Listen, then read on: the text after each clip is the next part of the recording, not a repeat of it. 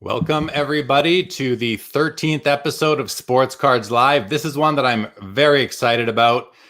This is a show that, when I started this, I was hoping to be able to attract guests of the caliber of Dr. Brian Price. And when he agreed to come on, I was very excited. I noted this date in the calendar and have been looking forward to this for quite some time now. So Brian's in the back room waiting to come out. Before we bring him out, I'm going to just thank the last couple of guests. Last Saturday, Tim Getch from ComC was on, did a great job, went really in depth in ComC. So if anyone out there is interested in the company ComC, the man behind it, please go watch that video.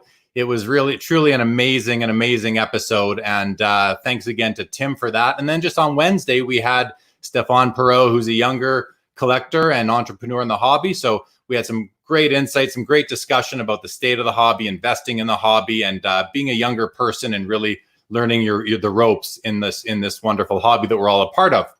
Also going to let you guys know on May 27th, so this coming Wednesday, we have Carlos Diego. Carlos Diego is a super high-end kind of basketball collector, a longtime Expo veteran as a vendor. He's going to be joining me. It should be a really interesting conversation with Carlos on Wednesday. And then next Saturday, back to the normal time of 10 o'clock Eastern, I've got Billy Celio, who is a product manager from Upper Deck, will be joining me here, and we'll be talking about building sets and everything to do with that. So be sure to come in. That'll be a great question and answer period. So for tonight's show with Dr. Price, he's got lots of great stories to tell. I will warn everybody that I may not get to as many comments as usual because there's just so much information to come, but I will be keeping my eyes on them. So keep them coming. And we'll see what we can get up on screen and get everybody involved. So without any further ado, let's bring out Dr. Brian Price. Good evening. Dr. Price, it's a pleasure to have you on the show. I'm so happy you agreed to come on and you even wanted to come on the show. So it's my pleasure, Jeremy. Really, I was thrilled when you invited me, and I've been watching the first 12 episodes, and I only hope I can give the viewers as much interest as your other guests have. It's been really, really outstanding.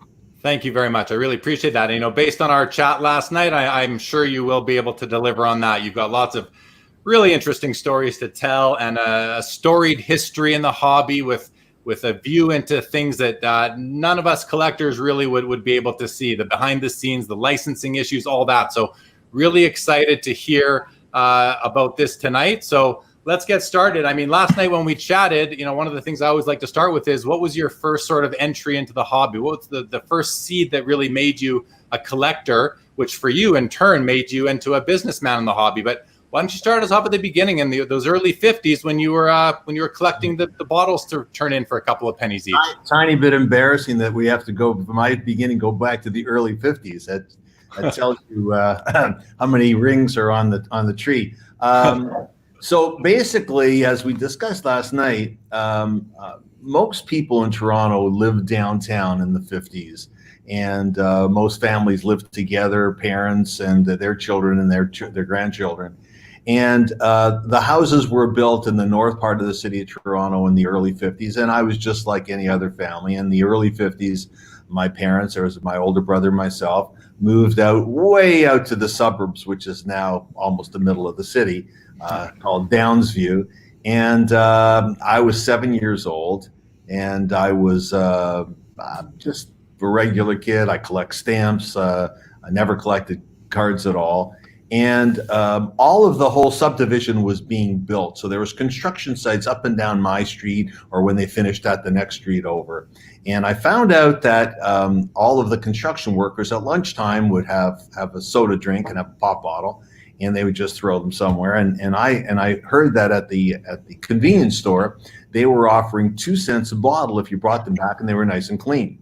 So I decided that every night, with my parents' consent, I could go out after dinner for an hour, and I could go to the different sites with my little wagon and look for pop bottles. And naturally, some of them were dusty. Others had caked mud on them if it had rained, whatever. And I collected them from Monday to Friday. And every Saturday morning, I'd go into my garage with a hose, and I washed them all off, got them in pristine condition, and I dragged them up the street to a place called Lovers Variety Store.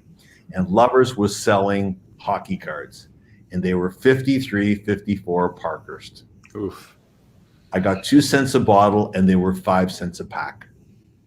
And what they had was they had a little stands, little metal stands, and I would take in the bottles. We count the bottles, and he said, "Okay, you have $1.20 in credit." And it was $1.20. I would buy the number of packs, and I would open them up, and of course, my cheeks would get bigger and bigger and bigger because it was the world's best gum. It had a little powder on it. It was just incredible. And then I did probably one of the dumbest things in my life. I would take the packs and I roll them up in a little ball. And there was a little garbage can, and I would try and get 2 pointers. There were no such thing as 3-pointers back then. I tried to get 2 pointers and throw out the wrappers, which at a later date, you could buy them on classic auctions for $400 or $500 a wrapper. I had hundreds of them. But anyways, I digress. That was an error. And so what I would do is I'd open all the packs, and I'd take all the cards home, and I'd sort them, and I'd continue to put away the cards I needed to make a set. The rest of the cards I'd take to school during the next week, and I would trade, or we would shoot them or play with them or flip them, or all the different things that we would do. But I would trade mostly and get one pristine set and put it away. So I started at 53.4, and I just kept on going until I discovered other things like girls and things like that, and sort of digressed away from buying the cards. I was extremely fortunate because I went on to university, went on to dentistry, and moved out of the house. My mother kept everything in pristine condition. And back then, I don't know how they even had them, but we had plastic boxes like you have all the time. You go into Walmart and buy them now and store your stuff. She got them back then. And so all of my stuff was in perfect condition. Lucky. Extremely lucky. And I moved on. I had Topps football. I had baseball. And I told you the story last night. My cousins came in from New York for a visit with the family, and they brought me a 1955 World Series signed autograph ball from the Brooklyn Dodgers. And I wasn't thrilled, but I played. Oh, thank you. This is the greatest thing in my life. And I quickly swapped it for a complete top set, a 1955 top set. And I had that right up until the day until I sold most of the cards that I had that weren't hockey. And so I really started early, and I had everything was put away, and I probably didn't look at it for maybe 20 years or so. And then I was in the healthcare business, and I opened dental centers and shopping malls, and I had done them all right across Canada, and I took the company public, and then I retired in 1990, and I was still pretty young, and I had nothing to do, and so that's when I took everything out, and I had some holes in some of the sets that I had from back then, and I knew my wife had married a fellow who was my wife's friend married a fellow who was in the card business, and he had a store called Sluggers. Jack Eisenstein. He's now plays a lead role in the film. What was it called? Jack of All Trades. That's right. Jack had a store up in the north part of Toronto. And I went in to see Jack, and I said, Jack, I'm not doing anything right now, and I'd like to see if you can help me fill in the blanks of some of the cards I'm missing in some of the sets, or actually I was trying to upgrade some of the sets as well. Not that they weren't in great condition, but a lot of them were off-center and miscut because I didn't know the difference back then. I just put the cards away that came out of the packs. And so we were upgrading whatever, and he said to me, I've got 3 stores, and I like the franchise. He said, can you help me? And of course, that's what I did in dentistry. I had 107 locations across Canada. So I knew that business. So I said, you know what, Jack, here's what we'll do. We'll do a quid pro quo. I'll help you out. You'll help me out. And so I wrote up a franchising deal for him. And I went to the 3 managers of his 3 stores, and they all became franchisees. And then Jack said, let's go right across Canada, North America, the world, whatever. And I said, I'm really not interested. And but thanks, and you've got your franchising agreement. You got 3 franchisees. Go ahead and good luck. Wish you the best. He said, well, okay, but how about this?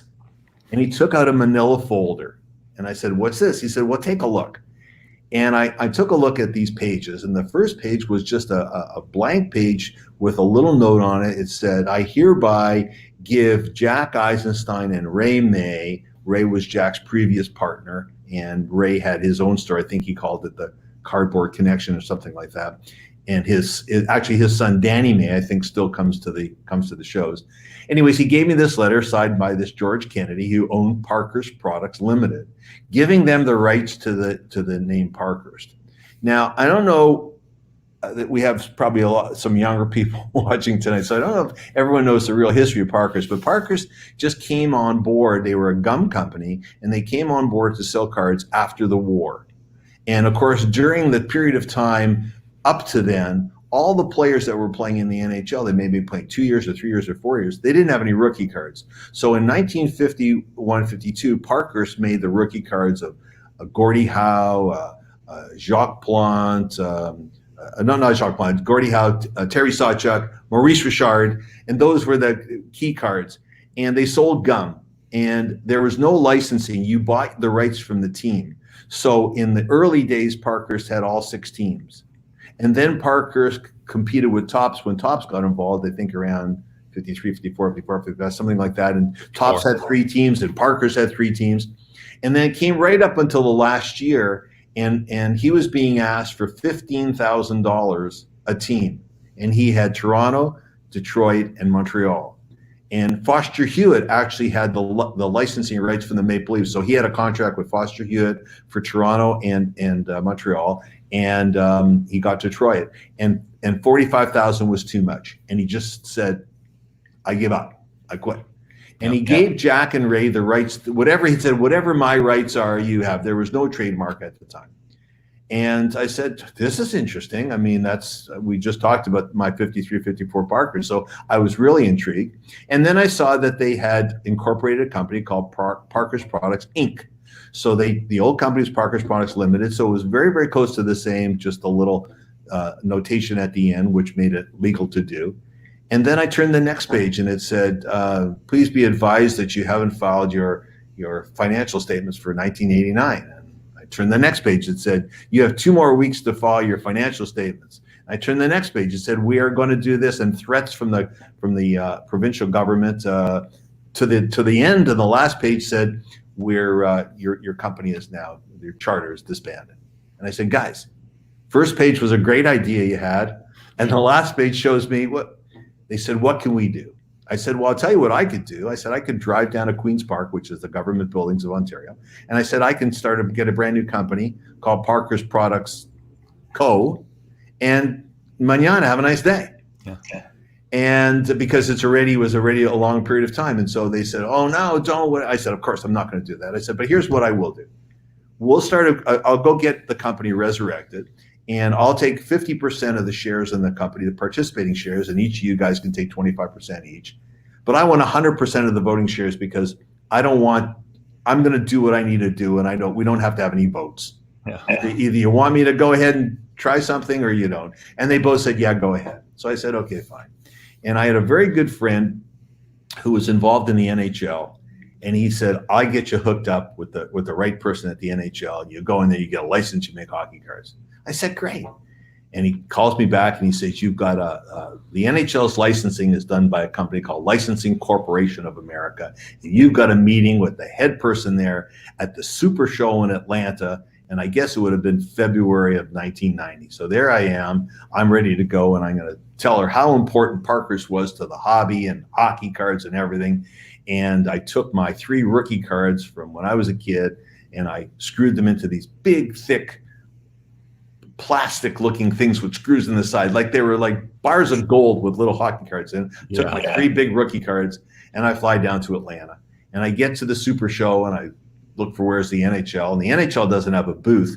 They have an arena. They've got a whole ice thing with nets and stands, and it's like a little mini hockey arena right in the middle of this show. And they're showing all their stuff, all the jerseys they're selling, and T-shirts and hats and pucks and sticks and whatever. And so I'm looking and I'm saying, well, where's Eileen Kent? And they say, she's down under there, go behind the goal and go into the office there. And I go in and I plop down my 3 things, and I'm telling her how this is, the grandfather of all hockey cards, and the war was over and they brought hockey cards back and they were the first. And, I know you being from the States, you think Topps was the first, but they're not. And she says, it's very, very interesting story. She said, but we had 2 licensees. We had Topps and we have a sub licensee called O-Pee-Chee. And just this past year, we've now taken on 3 new brands. So now we have 5 sets. We have Upper Deck, we have Pro Set, and we have Score. And there's not room for another one making 6 when we have to see if the 5 are going to work for us. Well, notwithstanding the fact that I thought that Pro Set, whoever they were, and Upper Deck I had known because they had baseball cards the year earlier, which were fabulous. Yeah. And Score I'd never heard of. Notwithstanding the fact that I thought I had the best story, she was right. I could understand it from her perspective that, you don't go from 2 to 5 and then go to 6 in the same year. And so I was shot down and I flew home and we were all a little bit depressed. And I said, don't give up. I got an idea. So my great idea was I was going to go to the 5 companies that were making hockey cards, and I was going to see if they wanted to license Parkhurst to be put on their cards and they would manufacture it. So the first one I went to was O-Pee-Chee, of course, because they were in London. I called and they said, that's very, very interesting.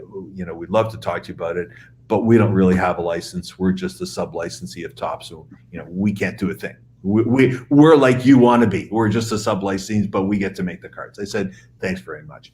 And then I went to Topps, and the fellow's name I remember from last night was Cy Berger. Oh, yeah. I said to me, Parkhurst Schmarkhurst. We're Topps. We don't need anybody. We're Topps. And I said, okay, thanks very much. He says, good luck, young man. I said, thank you, sir. And so that was that. And then I called Upper Deck, and I can't remember who I spoke to there, and I know who called me later, but I don't think it was that person. And they said, we're very, very interested. I said, okay, great, get back to me. And then I spoke to Score, and Score also had a 5% relationship with the company that really had the license. There was no room financially for me there. And then I spoke to Lud Denny at Pro Set, and Lud said to me, he said, I love it. I'm coming to Toronto tomorrow. I said, really? He says, yeah. He had his own 727. 727 is a smaller one, right? And he flew up. He had his own plane. He flew up with his marketing manager and his promotional manager. And we met at the Four Seasons, and I presented them with my 4 pieces of gold, my 3 pieces of gold, rather, my 3 rookie cards. And they loved it. They said, you got a deal. He said, but what's this? And he threw a piece of paper on the table in front of me. And I said, well, what do you mean? And I took a look at it, and Upper Deck had filed the next day after I called them for the Parkhurst trademark. They filed a trademark application with the U.S. Trademark Department, which meant that For what? For Parkhurst. For the name. For the name. Which meant that and of course I had filed prior to them, but it meant that if there's anything wrong with my filing, if I just missed a beat, they were right there in second place to take over. That's what they did after I called them. So anyways, it didn't really matter to me. I was a little peeved, of course, but I said, listen, I stand first, and I have a good trademark application lawyer, and I don't think there'll be a problem. He said, okay, I just wanted to know if you knew, but I said, no, I didn't. He said, okay, let's do a deal. And we did a deal. I licensed it to him for 3 years. It was a $500,000 US minimum guarantee against 5% of sales. And they got the rights to use the name Parkhurst. And so I had marginal rights in terms of approvals. I had a little bit. So the things that I got done was I got them to put in retired players into the set. So I remember we did Gordie Howe, we did Terry Sawchuk, and that was really the first time retired players had gotten into a current product. I also got them to number the cases, which they did, and I also got them to do a second series in bilingual, English and French, which they did. So I think in series 1, we did 12,500 cases of English, and we did 2,500 cases in bilingual. And so 15,000 cases series 1 and 15,000 cases series 2. The world was great. I was just having a great time. I got to see all the prints and beforehand, and I like it. And of course, I made a couple of changes that didn't matter, just so that they would think that I was making some changes. And it was great. And then all of a sudden, I get notice that Pro Set has gone into Chapter 11, which is an organization in bankruptcy. And Lud Denny is out. He's been let go. And so I flew down to Dallas and I said, well, what do you guys want to do? Like, what's going on? I said, well, no, we're very pleased with Parkhurst. We want to build around Parkhurst. We want to keep your license, and we're going to go forward, and we're going to come out of this Chapter 11, and all is going to be good. And but we have a problem. I said, okay, what's the problem? They said, well, we've had to let go of our hockey brand manager and our hockey production manager. I said, oh. He said, and we'd like you to take over. I said, I live in Toronto. I said, well, you can fly down on Monday and fly home on Thursday, and we'd like you to do that. And I was thinking to myself, what do I need this for? And then on the other hand, I said, this could be a great opportunity to learn the industry from the inside. So I agreed. And every Monday morning, I would put on my sweatsuit and I'd fly down there. I delivered some clothes by FedEx down there, so I didn't have to take any suitcases. I had my work clothes down there, and I went back and forth in a sweatsuit. And when I got there, they said, oh, by the way, since you're our hockey brand manager, we also want you to produce our Platinum Hockey Series, because they had another product called Platinum. That was the Pro Set Platinum, correct? It's the Platinum, yeah. And it was at that time, it was real high-end product. It was a very nice thin product. Oh, so, I loved opening those packs back in 1990, 91. Yeah, so that was high end back then. It really was. And so, Brian, sorry, we're getting a big glare off your glasses. If you could maybe, I can't see anything. I can't see a thing, but we'll be okay. Okay. So, I'm having a great time. Dallas is a great city. The people in ProSet are lovely, lovely people. But what's also happening is their license with the NHL and the NHLPA is coming due. And they've got to either renew the license or get themselves out of Chapter 11. And unfortunately, they don't. So now we're in bankruptcy court, and I'm going up to the judge back and forth, and the judge is saying, you know, what do you want to do? And I said, well, I want to stay here. I said, and if they can get their license with the NHL and the NHLPA, I'm in. I said, but I can't wait until June, the end of June, to find out if that's going to happen, and then be stuck there with no other licensor to go to. So the judge granted me the right to negotiate with anyone else for the license for Parkhurst, subject to ProSet either going bankrupt, then it's okay, or not getting their hockey license. So I said, okay, fine. So now the marketplace has changed, and in the market now is Leaf, not the Leaf that you currently know in Texas, but the Leaf that was up in Bannockburn, Illinois, and Upper Deck. And Upper Deck really is very strong by that point. So Upper Deck calls me up and says, well, we're interested again. I said, no. I said, you guys, once my fault, twice your fault. I said, if you want to talk again, you need to go and you have to withdraw your application for the Parkhurst trademark. Otherwise, we're not talking. And I started talking to Leaf, and Leaf were very, very strict businessmen. They weren't hobby guys at all. And so we're negotiating a document that's 56 pages long, whatever. And Upper Deck just says, okay. And they send me a notice that they've abolished their application for the trademark, and let's get going to business. And so now the guy at Upper Deck is Paul Sackman. He's the hockey brand manager, lovely guy. We're still friends to this day. And we do a 5-year licensing deal. Same thing, $500,000, 5%. But I inserted into that deal my right to do 3 retrospective hockey card sets. Under their license, under the Parkhurst name. So it's Parkhurst, but the license is being used as the NHL's license. We didn't need the PA's license because, of course, we were using retrospective players. They were no PA members, but I got to use their NHL license. And the deal was that I would produce them, but Upper Deck would distribute the U.S. cases, and I would distribute the Canadian cases. And that's how Missing Link started. Missing Link, the first one, it had on the U.S. boxes, it was a red box. It had Gordie Howe on it. And the Canadian boxes were a red box that had Maurice Richard on it. And I had big deals with both of them. And I have to tell you, we're going back to, I guess it's 93. And it was hard to talk to both of them back then. They were such humongous stars, and I was just a hockey fan, and it was great doing business with both of them. I mean, they were both great guys. So I got to do those, and the first one, Missing Link, was really a labor of love, because a lot of collectors probably back then know, but current collectors don't know that Parkhurst started in 50-51 and finished in 63-64, but they never made a 56-57 product. George Kennedy didn't remember why. He said, I don't know, I don't remember. And no one could really give me the truthful answer. If the costs of the royalties was too high, then I would have thought Topps would have grabbed it and had all 6 teams that year. So we don't know why, but I thought it was just a great idea. We got the list of 120 players, 6 teams times 20 each, and we signed contracts with all of them.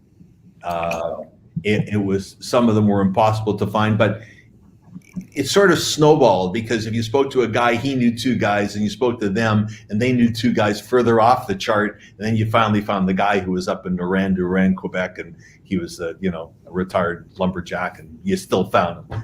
And it was really interesting, because I created a career, and his name will come to me, but he was a guy who we forgot. And so he was the missing link.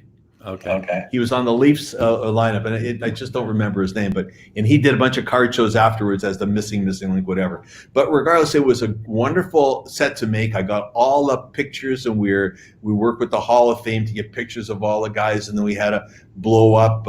Some of the guys only had action shots, and we had to die cut them out. We spent a lot of time, and it was very successful. So I got to do my second one, which was the Parkhurst Tall Boys, because Parkhurst finished in 63-64. The Tall Boys was in Topps in 64-65. So I made a Parkhurst card into a Tall Boy, because the Tall Boys came out in that year. And I forget who we had. I think we had Bobby Hull on the American boxes, and Frank Mihaljevic, something like that, on the Canadian boxes. And again, very successful. And my third one was the Bobby Orr rookie, the 66-67. Right. And as I mentioned to you last night, at that time, Bobby really was not in good shape. He had been taken to the cleaners by Alan Eagleson with all of his investments. And Alan never told him the story. I don't know if everyone knows this, but when Bobby was going to be traded to the Chicago Blackhawks, he was offered part of the team, a percentage of the team, and Alan Eagleson never told him. And anyways, and Alan Eagleson was partners with him in a lot of businesses that went south, but it went south for Bobby and not for Alan. So Bobby was sitting in a bank, I think it was the Fleet Bank, because the president of Fleet Bank was a huge Bruins fan and just gave Bobby something to do to make a living. And I went in there, we gave Bobby a humongous deal to sign autographs and for his likeness and whatever. And he was just great. A number of times he flew up for the NHLPA alumni tournament, and I played with them, and we would stop at places to sign autographs on the way up. He also, just back then, just a real gentleman. And so I finished these 3 sets off during the second year of Upper Deck. Now, when I started with Upper Deck, and I think it's 93-94 is the first series that Upper Deck did of Parkhurst. The deal that we made was it was going to be their high-end product, and it truly was. Gordy was on the box, and it was a very high-end product. And they did Series 1, Series 2. The next year, I found in the 94-95 that Parkhurst had become their base product. And I wasn't too excited about that, and we had some discussions about that, and I was reminded that I didn't have the authority. I could be peeved if I wanted to be peeved, but so what? But then they did something that was a little devious and tricky, and that I wasn't going to stand for, and collectors may remember this. They were allowed to do, under my license, only in North America, and they were allowed to do a Series 1 and a Series 2. So I'll ask you, if Series 1 has number 1 to 270, because they did 3 sheets of 90 up, they did 90 up in those days, Series 2 should come out. What should be the first number in Series 2? 271. Okay, I agree. Series 2 comes out as SE number 1, SE number 2. And I called up and I said, what's this? And they said, well, it's a special edition and we're doing it for Europe. I said, hold on. We got two little problems here. Special edition isn't series 2 and you don't have the rights to do Europe. And a mini war broke out between me and Upper Deck because they breached. Anyone specifically there? Oh yeah, the legal department. The legal department. As I mentioned last night, I never, even the day that I got to Upper Deck, I never met Richard McWilliams, who ran it. The day that I got there to sign the license agreement for Parkhurst, I was greeted by Reggie Jackson. And Reggie was saying, oh, Dr. Price, Parkhurst is such an important thing to us. And then as I sat down in front of his desk, I looked, there was a big business card facing him saying, Dr. Price Parkhurst, because he couldn't have to remember who I was. He just read the business card. So this was between me and the legal department. And the head of the legal department, again, I'm still friends with today's. Upper Deck had some great, great people there, really, truly lovely people. But they were taking the bidding of the president. And so I said, we got a huge problem. And they said, well, we hate to tell you this, but we have a bigger problem. I said, what's that? I mean, we got a big enough problem as it is. They said, well, we're not making Parkhurst anymore. I said, well, wait a sec. We have 3 more years on our agreement. They said, well, we've just had a meeting with our marketing department and our big retail customers are very confused because we're selling them our base brand, Collector's Choice Baseball, Collector's Choice Football, Collector's Choice Basketball, and Parkhurst Hockey, and they don't understand. So we are going to make Collector's Choice Hockey. And because we only have a license to make 6 brands with the NHL and the NHLPA, Parkhurst is out. I said, well, now we got 3 things to fight about. 1 big one and 2 small ones. Anyways, I didn't know what to do because it was a matter of what I could do being in Canada, being a little individual guy, is I can sue this massive company in California and it can take me years and hundreds of thousands of dollars to do. So I had to figure out a better way. That wasn't going to work. So I put them on a notice that they breached my contract for the special edition, the special series, and the distribution in Scandinavia. And I was leaving the other thing alone. And I decided that I was going to take a stab in the dark. And I put out a legal letter to the NHLPA threatening to sue them if they would agree to give Upper Deck the rights to Collector's Choice, because it was going to mean that they were going to have to breach my agreement. And since they were a licensor and I was a licensor, we were supposed to stick together, and that was my threat. And I got a call right away from Ted Saskin, who at that time was the senior head of legal affairs and licensing at the NHLPA. And he said, you're not going to sue us. I said, yes, I am. He said, come on, you're not going to sue us. You'd be crazy. I said, well, let's say I'm not. Can you help me? And he said, yes, I'll help you because what they're doing is wrong.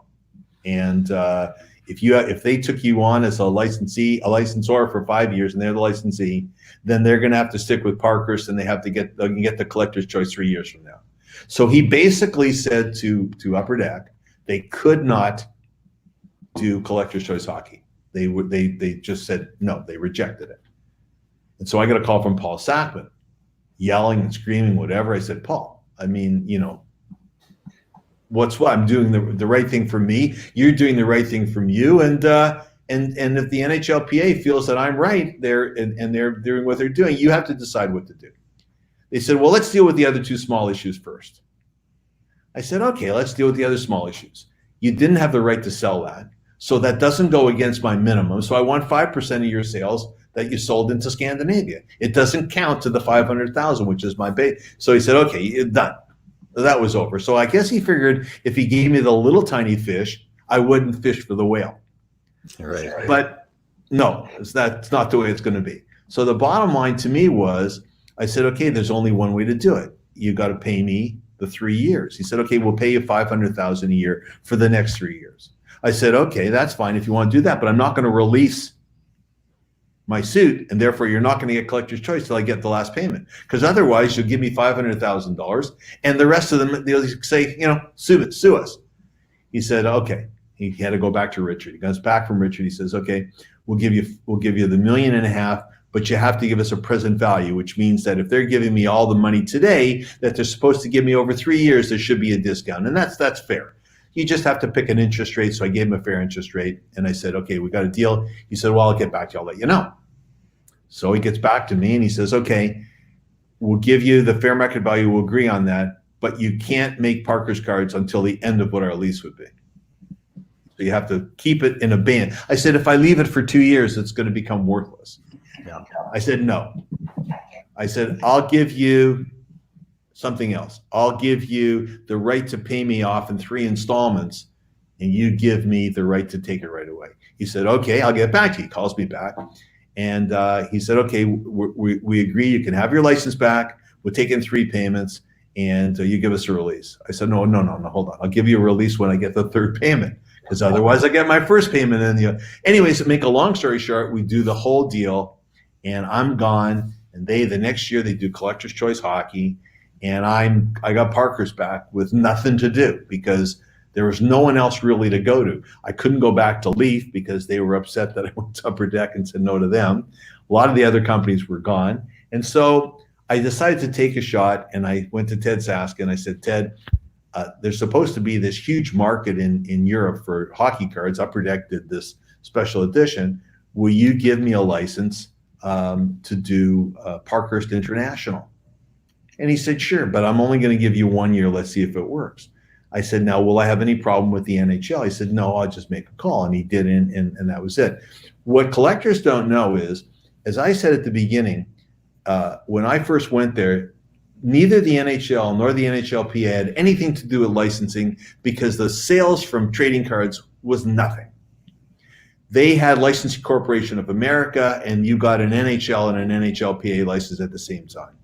Now hockey cards got a little bit bigger when Upper Deck got involved starting in the 90s, and now all of a sudden, Licensing Corporation of America was still doing it, but the NHL was in control.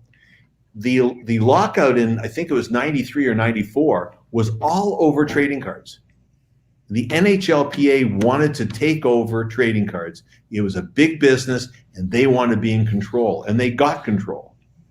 And so that's why when I went to ask for that license, and they said, now do I have to call the NHL? Ted just said, no, I'll make the call, and you got it. So I went ahead and I did Parkhurst International, and I think I did something called Emerald Ice was a parallel, and big, huge boxes with a jillion packs in it. And to make a long story short, as much as I now was a licensee and a licensor and a manufacturer, and I was getting to do some tremendous things for myself instead of for someone else, it wasn't that successful. The market over there really wasn't as strong as I was led to believe by Upper Deck rather. And what had actually happened was a lot of stuff got to Finland, and it got to Czechoslovakia, and it got to Sweden, and it came back to North America. And so by the time it came back, it was shipping there. And it was a huge price. But anyways, we made a series 1, we made a series 2. Our spokespeople, we'll never forget, our Finnish spokesperson was Timo Solani. Renberg was one of our spokespeople. From the Legion of Boom. Yeah, Saku Koivu was the spokesperson, and I made big blow-up cards at the top of each box, and they autographed a blow-up card, and we put them in randomly autographed ones. And it was a great, great product, but it wasn't so good. So I decided it was now time to get out of the hockey trading card business, and I retired in 1995. Not so much. It didn't happen. It didn't. The story does not end there. No, it didn't end there. So I'm doing nothing. I'm having a good time, and I get a call from Ted Sask, and he says, "Can you come down to the PA?" So I go down. He said, "Remember the solid I did for you a few years ago?" I said, "Yeah, I do remember. I'll never forget. And thank you very much." He said, "I need another one back." I said, "What's that?" He said, "Well, we came out while you were with Upper Deck with a product called Be a Player. And I think it started in 94, 95. And it was the NHLPA's way of showing the NHL that the players are more important than the logos. You can't sell a series with just a logo on a card, but you watch, we can sell a series with just a player on a card. And they did Be a Player, and they took pictures of the guys in their golf shirts and whatever, and then they created a Be a Player jersey, and they had their own logo, and it was a great product, and Upper Deck did very, very well with it. But wasn't that product one autograph per pack, which was the first time ever?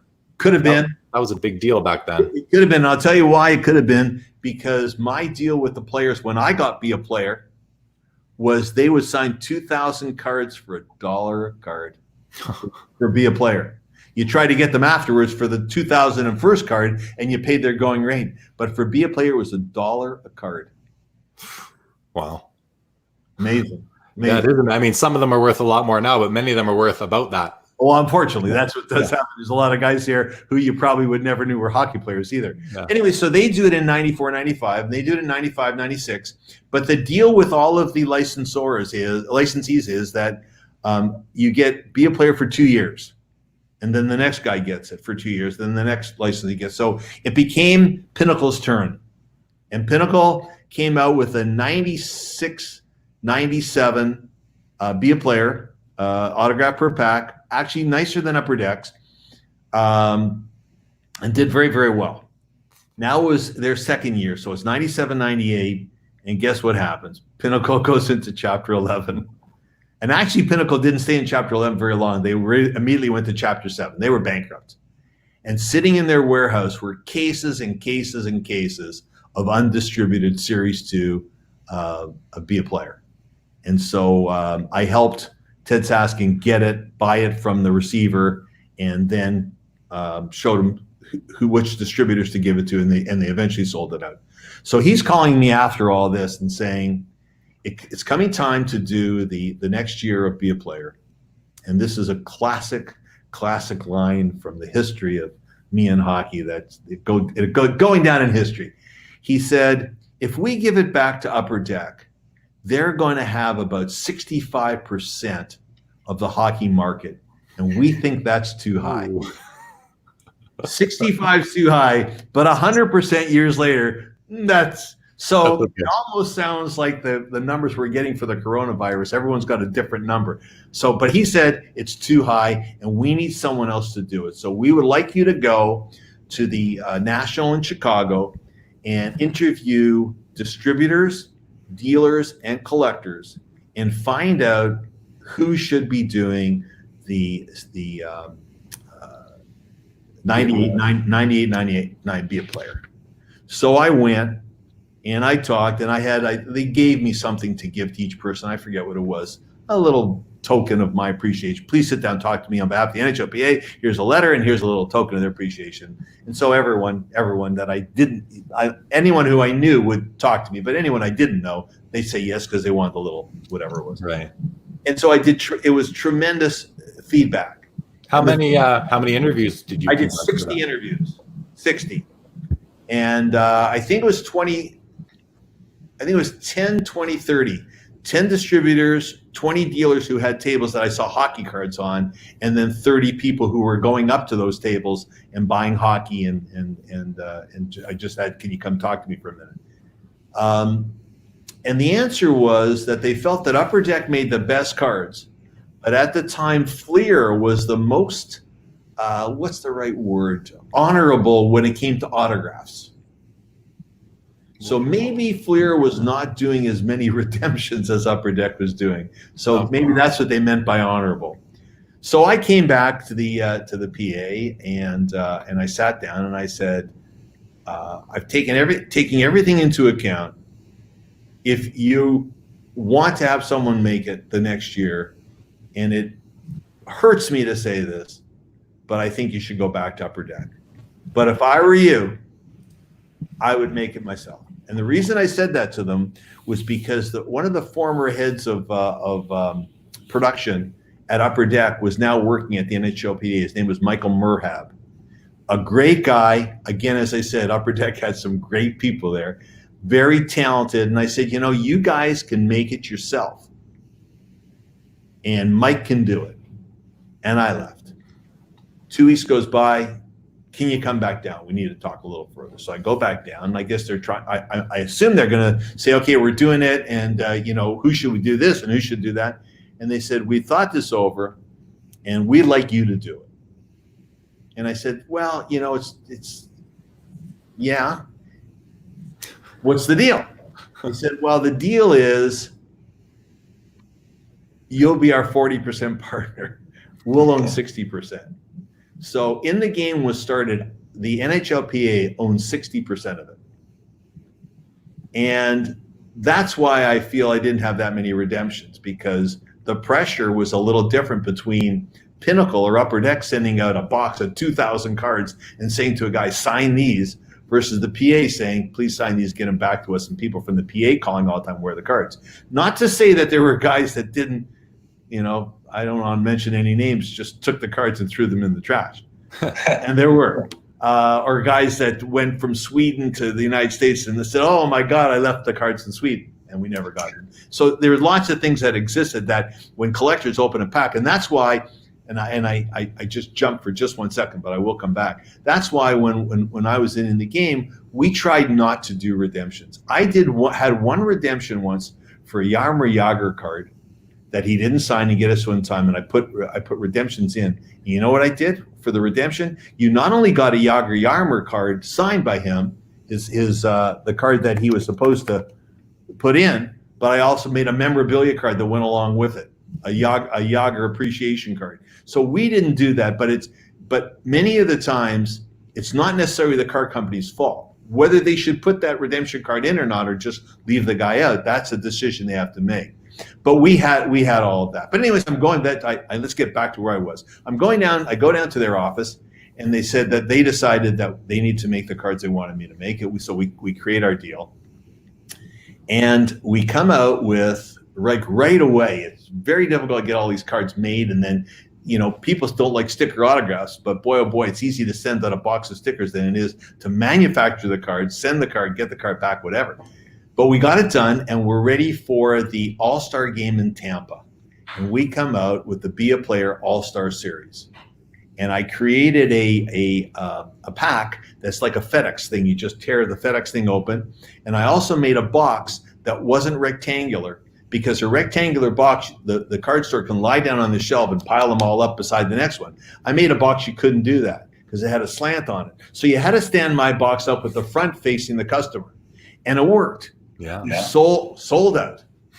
and it was incredible. And then we got ready pretty creative for a dentist. Yeah, not bad. Dentists have to create it. When we put the filling in and we have to carve it all out, you have to get pretty creative there too. You're like a sculptor. So we go to second series, which is now the playoff series, and we get that done. And the first year of Be a Player and in the game as Be a Player, a humongous success. But it's not enough for me to really have a whole staff. There's not enough to do. So the NHLPA agrees to give me one more product, and that's in the game memorabilia. So that was the first one that we did in, I guess that would be Ultimate memorabilia. No, just memorabilia. Yeah. So that's, I guess, 2001. And now we get into the spicy topic that we didn't discuss last night, but that's the one where I cut up the George Vezina pads. You know what? I'm glad we didn't talk about that last night, because I do want to ask you a question about Peter Budaj pads.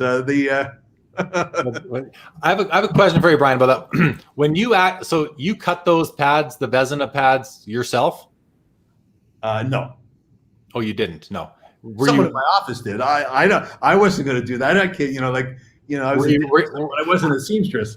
Well, my question was going to be like, what goes through your head when you do something like that? Or in your case, what goes through your head when you have somebody do that? Okay, so the story was a very simple story. And listen, I know both sides. I'm on both sides. Okay? But the fact was that these were originally in the Hall of Fame. They had a Hall of Fame tag on them. The Hall of Fame was run by a guy named Lefty Wilson. It was not where it is today. It was at the exhibition, the CNE. They had no money for other stuff, and so they sold stuff and they brought other stuff in. they were for sale by the guy who got them from the Hall of Fame. The Hall of Fame had an opportunity to buy them.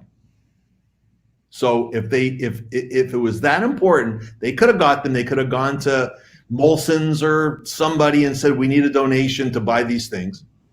And I was trying to launch a card company, and I launched it. It launched all right, but it was quite a thing because they were very important. I understand that. Yeah. But to me, it was a business decision.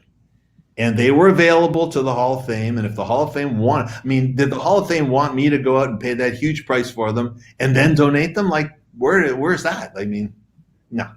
And I don't think there's any collector out there who would have paid what I paid for them and then taken them and given them to the Hall of Fame. There may be a couple, but there's not too many. But anyway, but that took me to that, and that's when I released that, and we were all over. We were in the Los Angeles Times, the New York Post, all over the place, and it was very successful.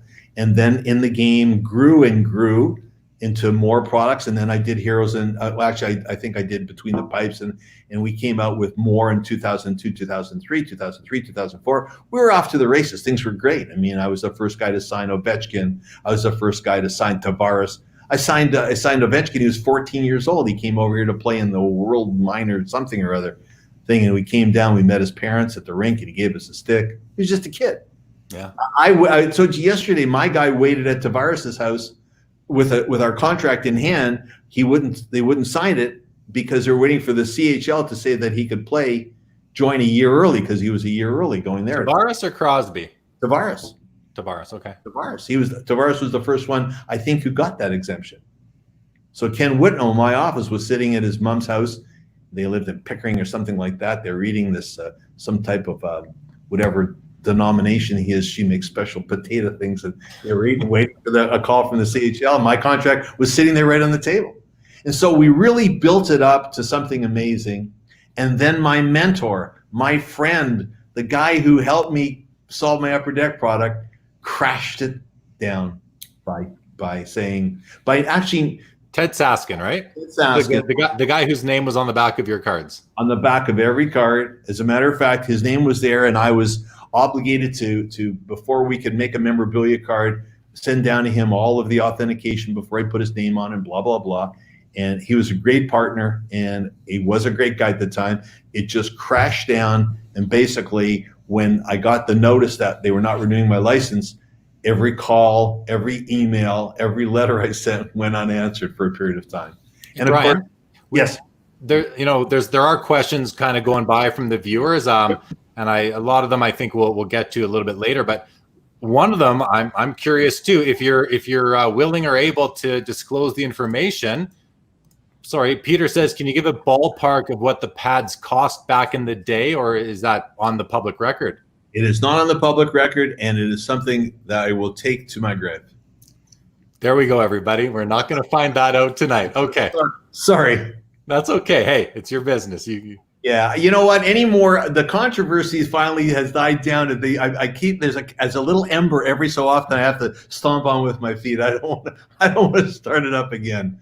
But I have to tell you, if I had to do it again 100 times, I'd do it 99 of them. Yeah. One time I'd save the pads. Well, hey, I mean, you know what? Those were, I think I heard you say many years ago that, you can put them in the Hall of Fame, and those that are lucky enough to get to go visit them are going to see them. But what you did, and I'm not condoning it either way, but I do agree with the next part of the comment, is that, you, by cutting them up, you did give hundreds and hundreds of fans the opportunity to actually own a piece of those that nobody could really own because you thought they were in the Hall of Fame. So, I mean, I'm still trying to find one of those for my own collection because I think they're such spectacular and important cards in the hobby. I mean, they really are a landmark card.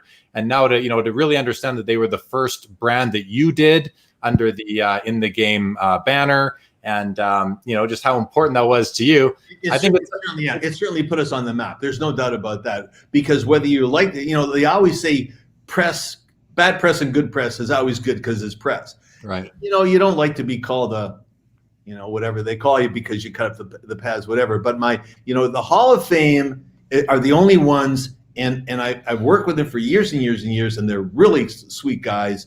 Pritchard is really a nice guy. I really like him a lot. But they had no dog in the fight. If they wanted them, they could have got them.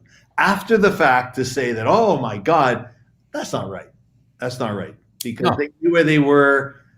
And in reality, like I said, they could have gone to one of the Eatons or one of the whatever and said, can you give us a donation? We want to buy the pads.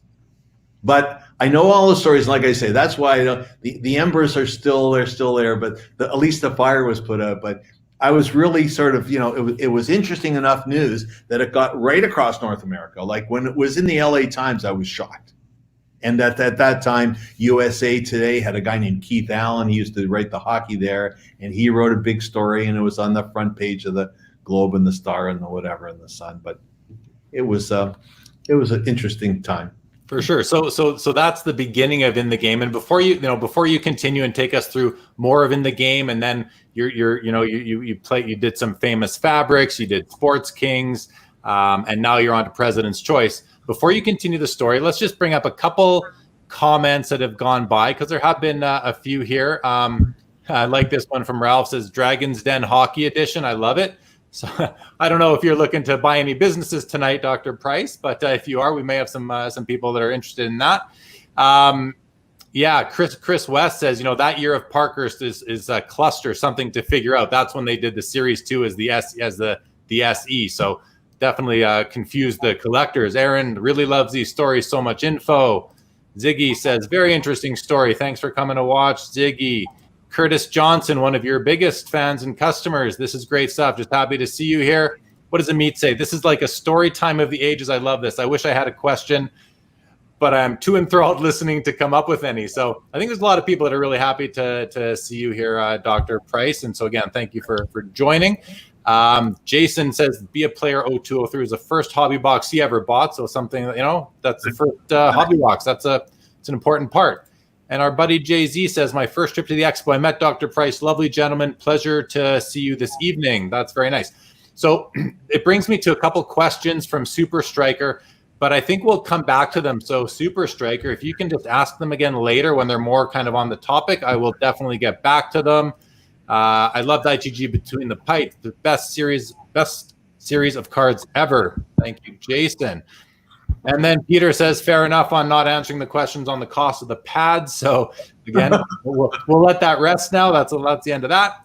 And Costa says, I'm a huge fan of those CHL logo shields from Heroes and Prospects, I'm guessing, right? And maybe some in Between the Pipes as well. Yeah. Heroes and Prospects was really good because when I came up against the cement wall with Saskin, I mean, there was nothing for me to do. He gave me back the 60%. He said, here's your company back, but where was I going to go? And I had to figure out what to do. And I realized that I could make a brand out of the fact that I just leave out it's almost like I made the Oreo. I left out the white in the middle. I had the AHL and the CHL was one of the ends, and the guys after they retired, and I just left out the middle. So we did Heroes and Prospects, and working with the CHL at the beginning was like amazing. Because I was allowed to, there was almost 60 teams, I think, in the three leagues. And I was allowed to get 3 jerseys, game-used jerseys, from each team. So I had like 180 of those logos. I had, just tons of logos. And that's why we had huge emblem cards in all the CHL. Then I also got a complete set of the Top Prospects game. And I got a complete set of the Canada Russia series. Wow. So, I mean, we just had jersey after jersey after jersey, and we made hundreds of nameplates. It was just great. And as it turned out, some of the things that we did that I'm extremely proud of is that, we weren't the first one to make CHL cards. There were other companies that made teamed cards, and there was also that, I forget the name of the company, but they made something for Lindros's rookie year. They made box sets, whatever. But we made, we treated them like NHL players. The same with the AHL. We were also the first ones to make women's hockey cards when we did Going for Gold. Also something extremely proud of. No one had ever done that before. And a couple of the other things that were really, really good, we were the first ones to have graded cards in our product when we did Ultimate Memorabilia, where Beckett did the grading for us. Yeah. We were the first ones to put in, I don't know what you call it. We were trying to do something where people wouldn't search packs, they wouldn't squeeze A decoy cards. And as opposed to putting in a piece of cardboard, we started the He Shoots, He Scores program, which was very, very successful, where people said we were getting boxes and boxes and cartons full of cards. Like someone like a Steel City would go down and they break 25 cases and they send us up a skid full of He Shoots, He Scores cards that we had to count before we gave them their redemption cards. And so we did stuff like that, and we're very proud of that. And it was just a matter of when you're a collector and you're collector based and you're in control and you can make your own decisions, no one can say no other than your licensors. They can try to say no, and sometimes works, sometimes doesn't. But you can make a decision, and you get to do it. If you're wrong, you lose money. If you're right, you make money. But it's not that. It's that, I want to do this. I want to make the women's Going for Gold set. So I did it, and it was extremely successful. If no one would have bought it, it would have been, okay, there's another idea, and you put it in the dustbin. But that's the beauty of doing that. So we got to the point where I was shut out, and I didn't know why. Did you just fast forward to when in the game lost the? So we're back now to 2004, 2005, and the NHL is I don't know which one was a lockout, which was a strike anymore. It was a labor dispute, regardless of what it was. Yeah. And I didn't know what was going on, and I just know that my friend, mentor, redeemer, whatever you want to call him, wasn't returning my calls, wasn't doing it. Like I got a letter saying your license is not going to be renewed. So I gave up on trying to find that out, and I tried to work through the back channels. But in the meantime, I went to the NHL and I said, I'd like to renew my license. And they said, well, we're in the midst of a labor dispute, so we'll give you a year, but we can't give you more than that. And I said, fine. So I had a year with just the NHL. So of course I did Heroes and Prospects, stuff like that. And I think I may have done Ultimate. Yeah, I never had skipped a year in Ultimate, so I did Ultimate. I don't know how I got around that, but I probably figured out a way of doing more retired players than not. And I did the franchises set, which was all of the franchises going all the way back, including so I had a US East, a US West, and a Canadian. Very popular set. Oh, true. And I had a wonderful time doing it because, again, I got to go back and sign all the players, and we needed hundreds of players. So now I was into WHA guys, and I was a Toronto Toros fan because at the time I couldn't afford Leaf tickets. So I was a Toronto Toros fan, so I got to sign guys that were in and out of Varsity Arena when I watched them play. And so that was really, really good. And then the next thing I know, I'm going back to the NHL. The NHL finds out what's going on, that Upper Deck has an exclusive. And the NHL says to me, well, we'd like to get some of that exclusive money. And they said no. So in the following year, 2005, 2006, I was gone from the NHL as well. And as the story goes, and it's a very, very interesting story, is I'm trying to find out how guy that I was so friendly with, and he helped me and I helped him, all of a sudden abandoned me. And I realized that he no longer wanted to be the senior vice president of licensing and legal affairs. He wanted to be.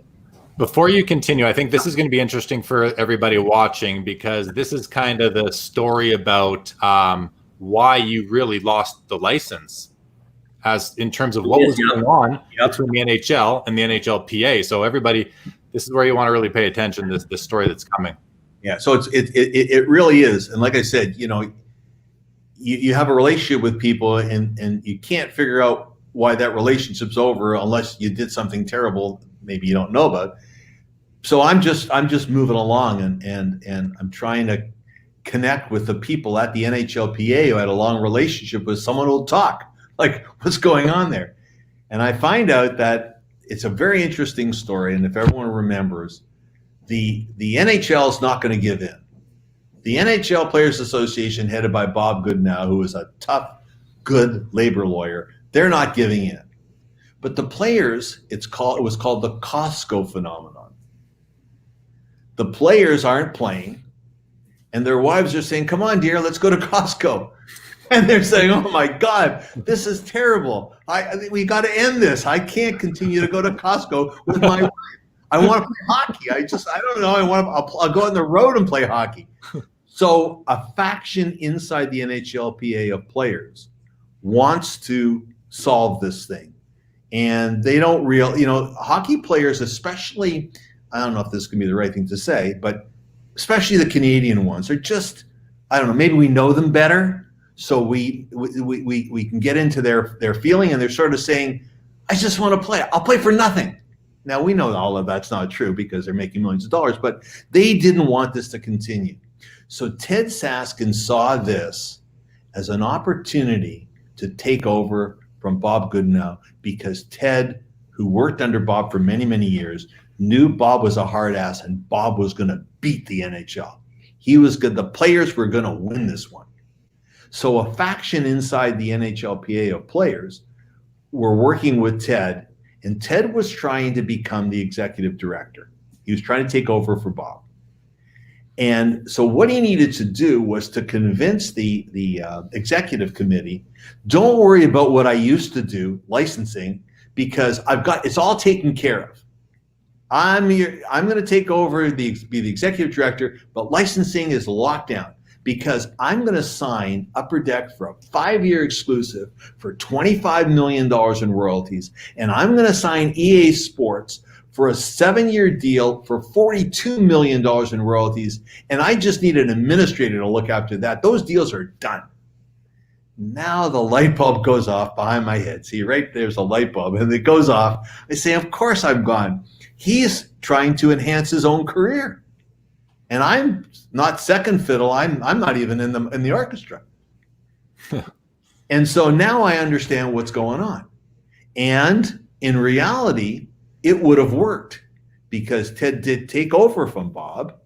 But what had happened was he had put connections into, he gave all of the players, I don't know if you know this story, but he gave all the players their own cell phones and free cellular stuff on the NHLPA.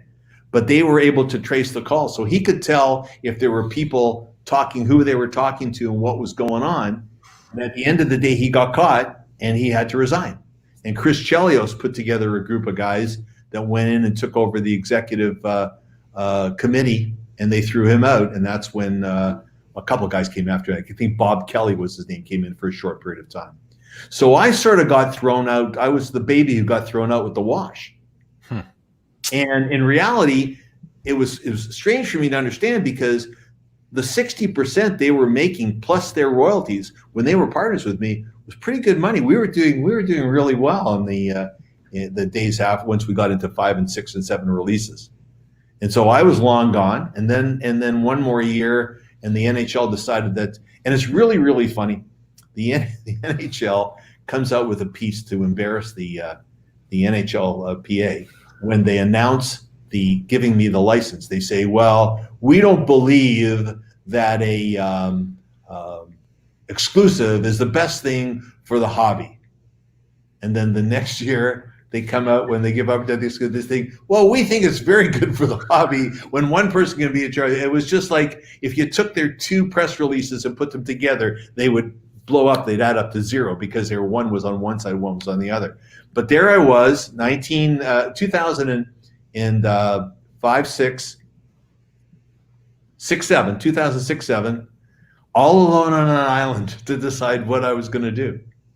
And we kept on going. And as I said to you yesterday, every year got more and more difficult, got into more and more disagreements, and more, you can't do this because of that. You can't do this. You're not allowed to do this.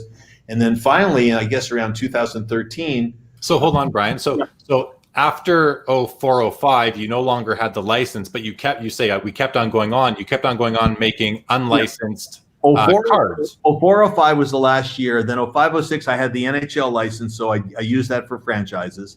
Right. Then from then on, I was unlicensed, and our motto was, we signed the players. So we said we were licensed by players and collectors. Right. Such a great motto, but it's all I had at the time. It was, there was truth to that. But you then went on to say that every year got more challenging, more things you couldn't do. Who was regulating that made it more challenging? The PA, the NHL, Tops, just giving you legal issues, or? Well, I'll give you a perfect example. Do you remember I did 1972, the year in hockey? Oh yeah. I love that set. Again, well, you're in it. You're in it. I made it for me, and then if everyone else wanted to buy some, go right ahead. Yeah.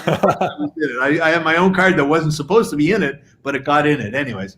I thought that was great. Topps comes along, and they sue me on the basis that my design infringes their 72 design.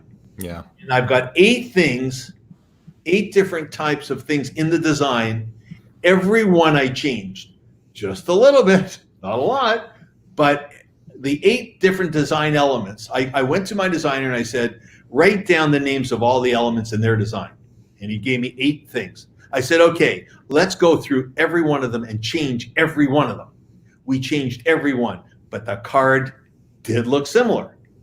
Anyways, Topps was going to sue me. Am I going to go to court in New York against Topps? I mean, what am I going to do? So I went up settling with them, but I'll tell you something interesting.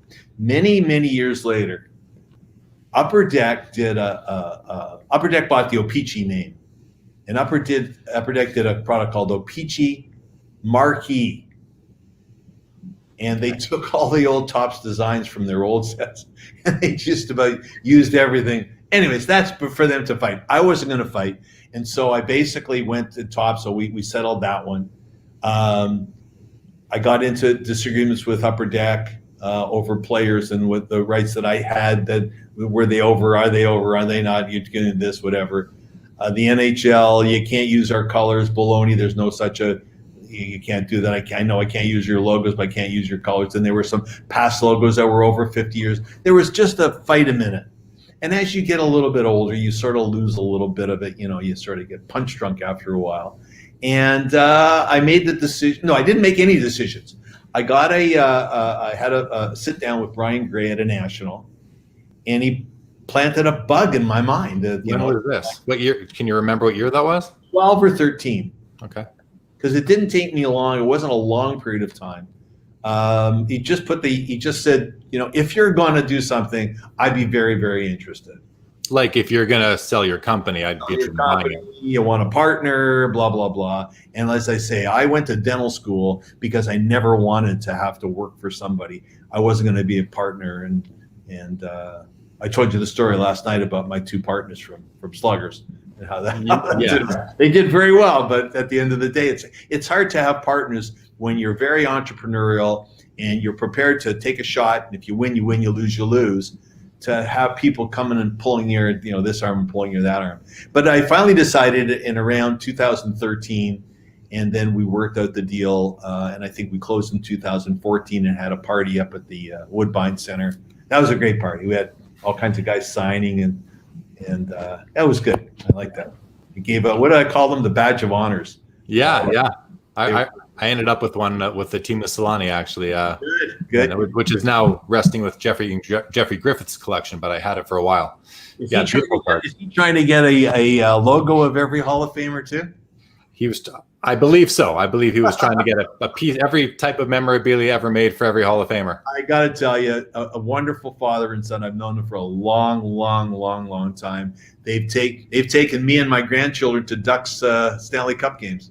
Oh, that's nice. So this just so everyone knows, we're talking about another Dr. Jeffrey Griffiths who wrote the book called Gretzky Cards. So if anyone's looking to learn more about that, you can look on Amazon, I'm sure, and find Gretzky Cards by Dr. Jeffrey Griffith, who now has a book also out in conjunction with the Hall of Fame. So pretty cool. Yeah. Okay. So massive collector, but also a really nice kid. Really. Yeah, for sure. You can't call him a kid. Not as old. Fair enough. No, more of a contemporary, but yeah. Okay. Yeah. So, okay, where were we before that? So we're basically at the point where I've decided to do a deal with Brian Gray. And I don't sell them the company because there's assets and liabilities and whatever, and I don't want to have to do all that. I basically sell them the trade names and the memorabilia, and the hope that he'll continue on, you know, to do in the style that we did, and he did for a while, and you know the market changed, and he changes with the market. He's sometimes with it, he's sometimes ahead of it. Yeah. And, I'm still have a good relationship with him and happy with what he's doing, and I'm hoping the collectors are still happy with, with the in the game stuff. Yeah, I mean, he seems to have put out his share of products, and they seem to do pretty well. I see them being broken and shown online all the time. So and the battle that he's fighting is exactly this kind of battle that I'm too old to fight. I don't know if you know this, but when I was opening my dental offices, dentists, doctors, lawyers, pharmacists, accountants could not advertise in Canada. You weren't allowed to advertise. All these ads you're seeing now, you couldn't do. right. And we were opening up our offices across the country. And 1 year, Holiday Inns came to us and they wanted to do an ad in all of the Canadian publications called New Faces of the Canadian Establishment. And they wanted my partner and I to be the first people in that ad. So they did an ad showing my partner and I, and it basically said that, when we travel across the country to our dental offices to do whatever we do there, we stay at Holiday Inns. And they put it in all these magazines. And the Royal College of Dental Surgeons considered that advertising. And we said, wait a minute, we're not advertising the dental offices. They're talking about our careers. And they said, well, we have so many people complaining that we have to do something. I said, well, how many people are complaining, or how many dentists are complaining? Who's doing the complaining? And they said, well, we can't tell you that. And I said, well, you already told me by not telling me.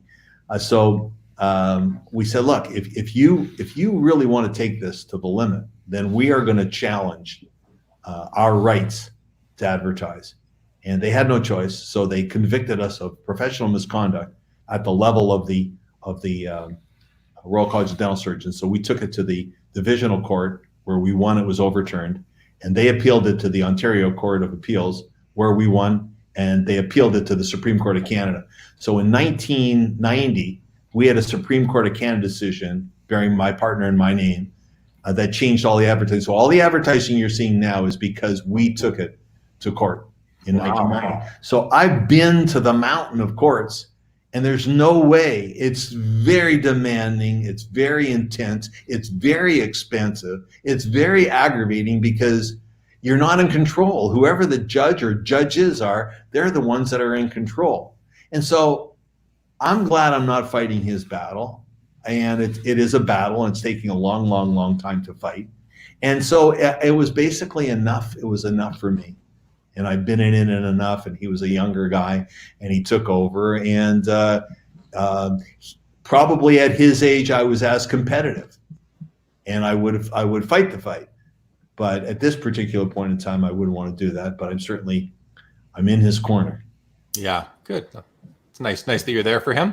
Do you and Brian Gray talk a lot to this day? Yeah, we still speak an awful lot about the legal case and opinions and contacts and stuff. Does he ask you for advice or what you think? No, opinions, not advice. There's a big difference between an opinion and advice. He likes my opinion, and he'll put it in there, and he'll make his decision along with the other opinions.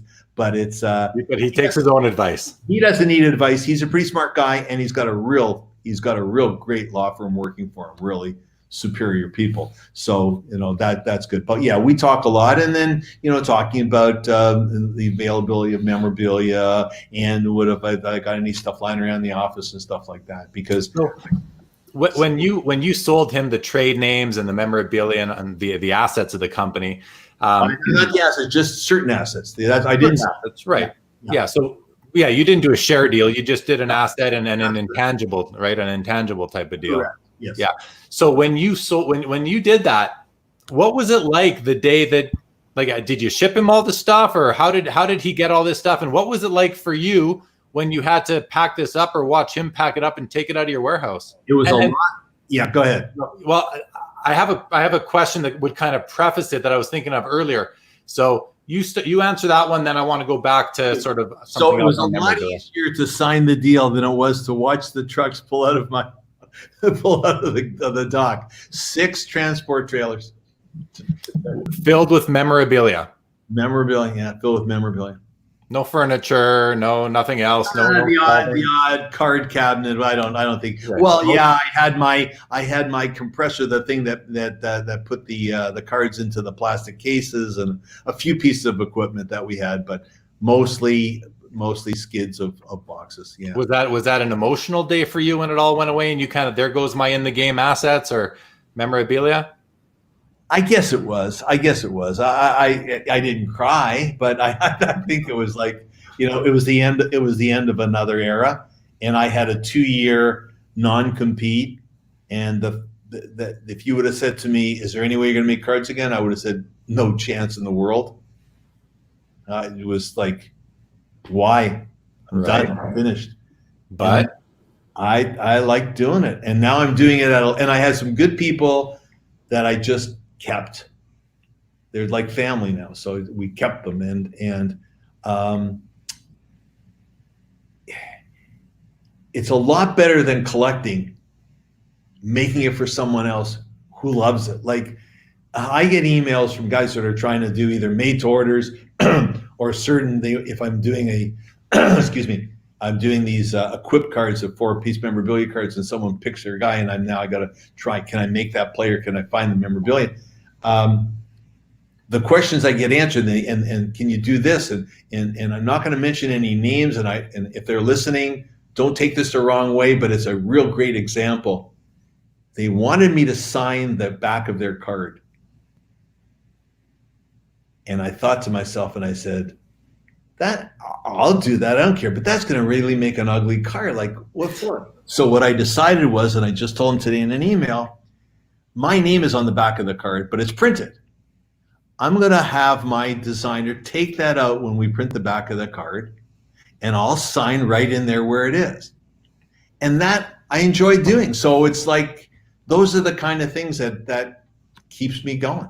Is it, so would you say you're really still doing it just because you love making the collector happy? Like, no, I don't want to go. Let's not go that far. I love making the card. Like, I make the card. I don't have to, in order to enjoy that card, I don't have to keep it and put it in a hard plastic and look at it on my shelf. I know that it's going to a good place. And so I have the fun that I have is in making it and then giving it to someone who I know is enjoying it as much, probably a lot more than I am. And a lot of, I hate to say this, but a lot of the guys over in Europe they're really great collectors. They want a player that nobody else wants, but they want them and they got to have them. It's just great to watch it. It's really enjoyable. And I get a lot of emails every day, a lot. And I enjoy answering them, most of them. I mean, you've got the odd, we got the odd guy who, you got to hear this story because collectors have to understand what happens on the other side of the fence.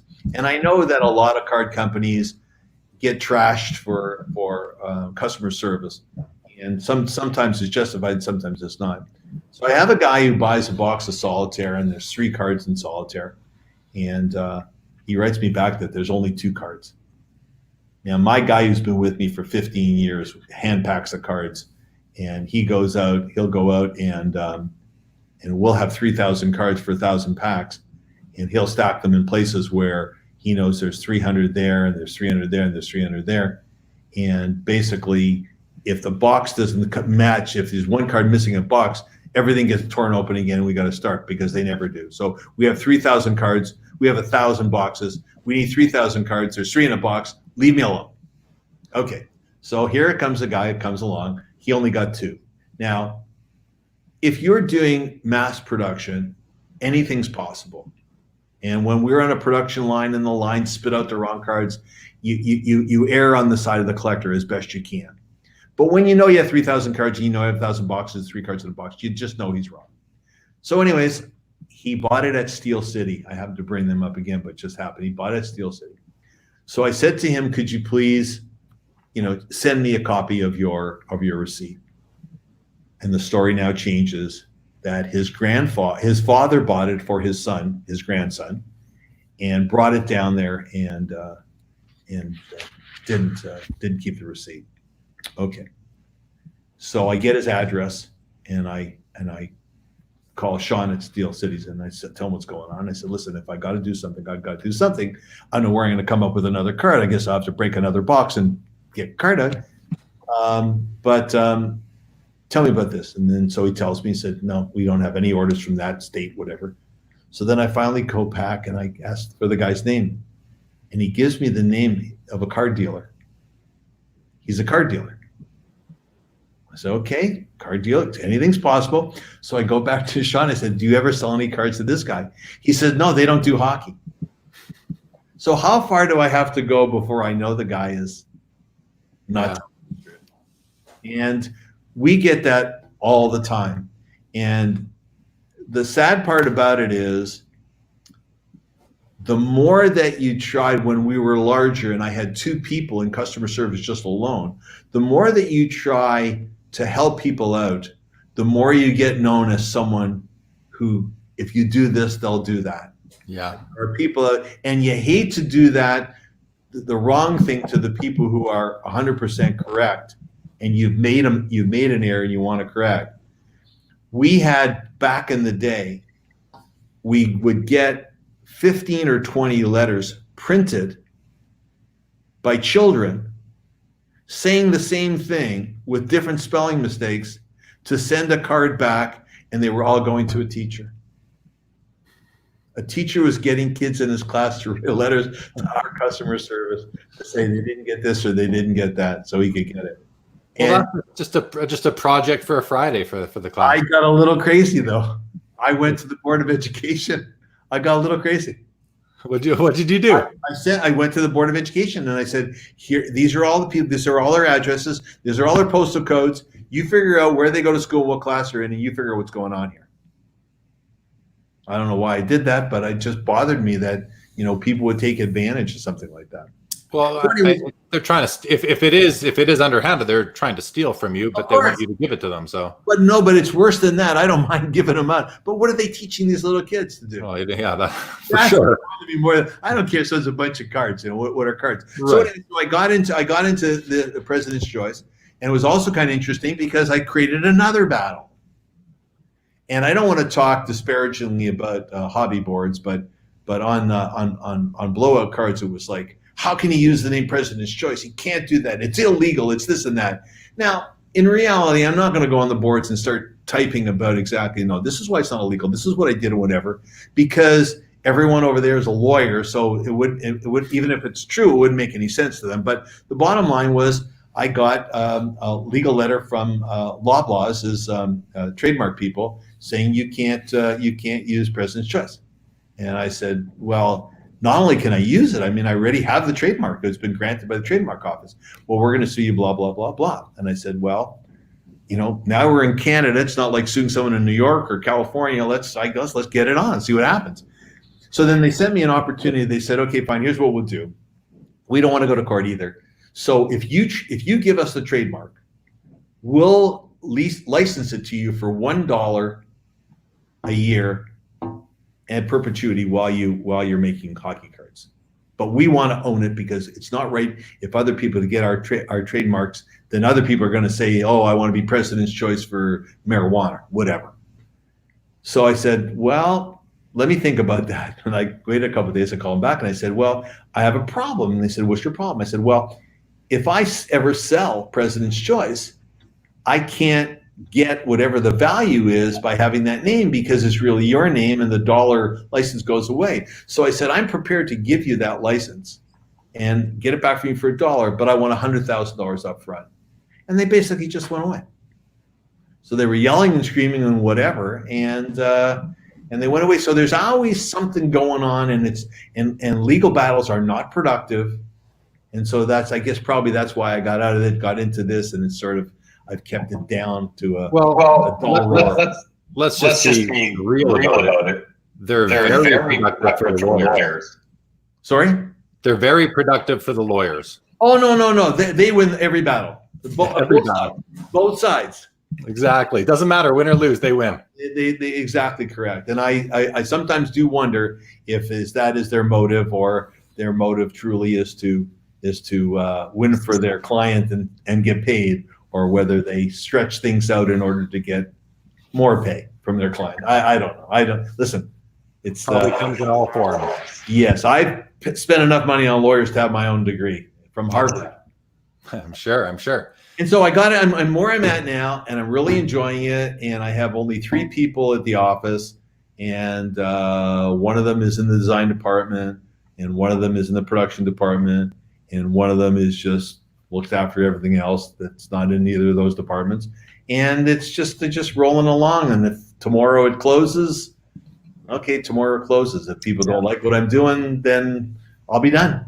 Okay, so I want to go back. You mentioned that when you were doing the CHL, you got 3 sets of all the jerseys. You got the Canada-Russia set. Where did all the memorabilia come from that went into all the in the game ultimate memorabilia products, all the vintage stuff, and even of the act? I remember in the 08-09 set there were lots of Lemieux cards, and basically a lot of So the way it started was my obligation to Ted Saskin, as I mentioned, was to show him that everything was authentic because he was putting his name on the back of the cards. So in the game bought probably in when we started memorabilia, the year of the pads, we bought just a ton of vintage stuff, like skates that I haven't seen a pair of skates on the market since. Barilko, Morenz, Joliet, guys that I've never seen, but Ace Bailey. I mean, there have been Rocky Richard skates, and there's been Jeffrey on skates, and Gordie Howe skates, and Bobby Orr skates. But I'm talking about guys that I've never seen since then. And when you make a small amount of cards, like you were doing a Blades of Steel, and they're out of 10, whatever, you get a lot of product out of a pair of skates. And then I took the laces out, and I did the laces separately, and we found a way of cutting the actual blade.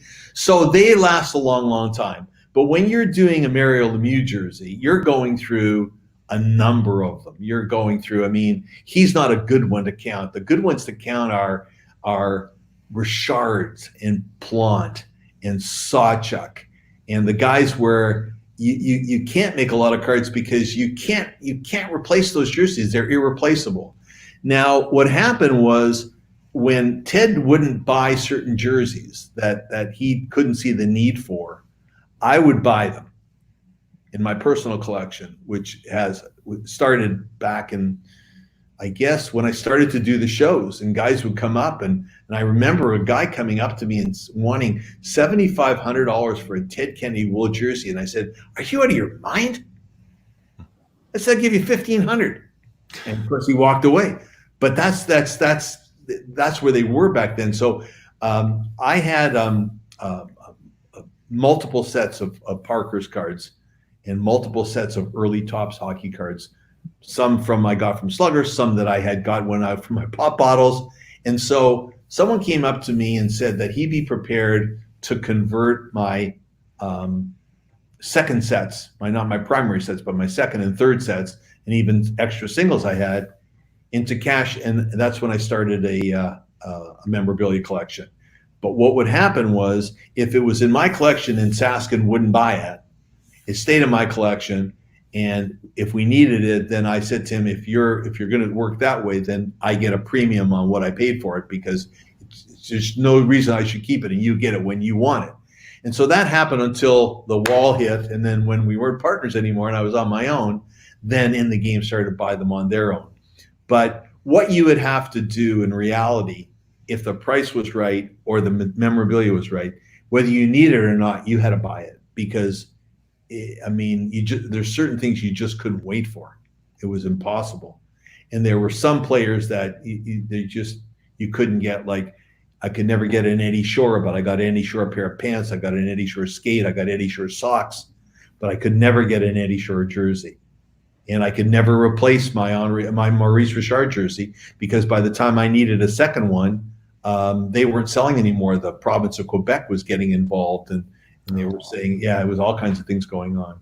So it was very, very difficult. And then right now, the memorabilia market has gone up a little bit, but it's also more difficult to find guys. I mean, there's a lot of guys that are out there, but I think people are keeping their memorabilia, and all the old timers, their stuff is circulated already. Now they're in the hands of younger collectors who want to keep their hands on it. So you really don't see really good stuff. Sticks are a lot easier, although there's some sticks that can't be replaced now, or they replace at very high prices. I bought, just a jillion sticks. I can't even count them. I look at the stick boxes I still have, and they're massive. And they've only come into my possession since 2014. Okay, well, that ties into a question from earlier, so I'm going to bring this one up. It's two questions from a viewer called Super Striker, Brian. He says, so question, with President's Choice trading cards, what are your plans for the company sort of long term? Anything like what Parker's Be a Player was? You want to speak to what you're thinking down the road?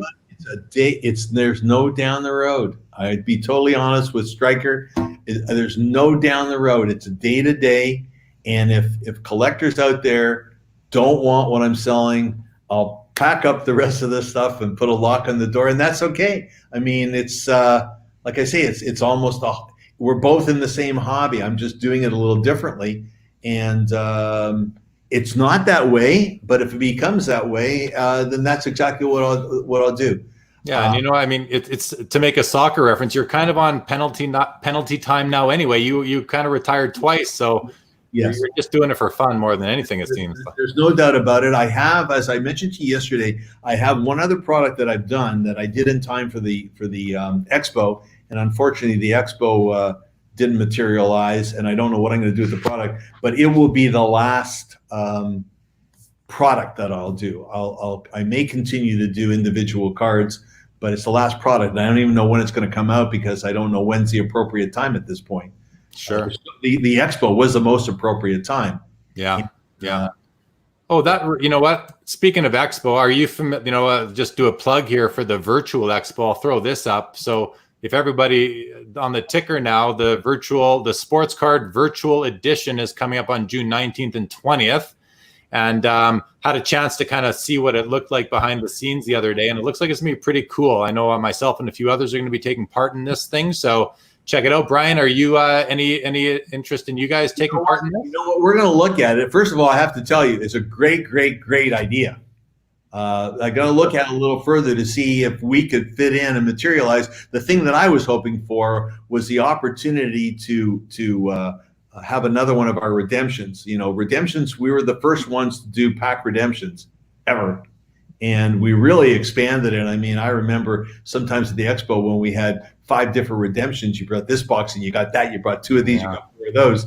And then we built up the in the game land, which was like twice a year. It was like, it was a time that I really enjoyed, and having all of the attendees play Deal or No Deal and spin the wheel and all that kind of stuff. And that sort of stuff has disappeared. It has, unfortunately, with what's going on now, it's going to be a while before it come back. But when the shows come back, they got to bring back some of the enjoyment, and not everything has got to do with walking by and looking at cards. It's the major part of it, but there's got to be some fun at the expo. So I'm going to take a look at this thing, but I think it's a great idea, and it's going to allow people to do a lot of purchasing and viewing, not having to leave their home, and regardless of the environment, it's still a good idea to even interchange with the real expos when the time comes.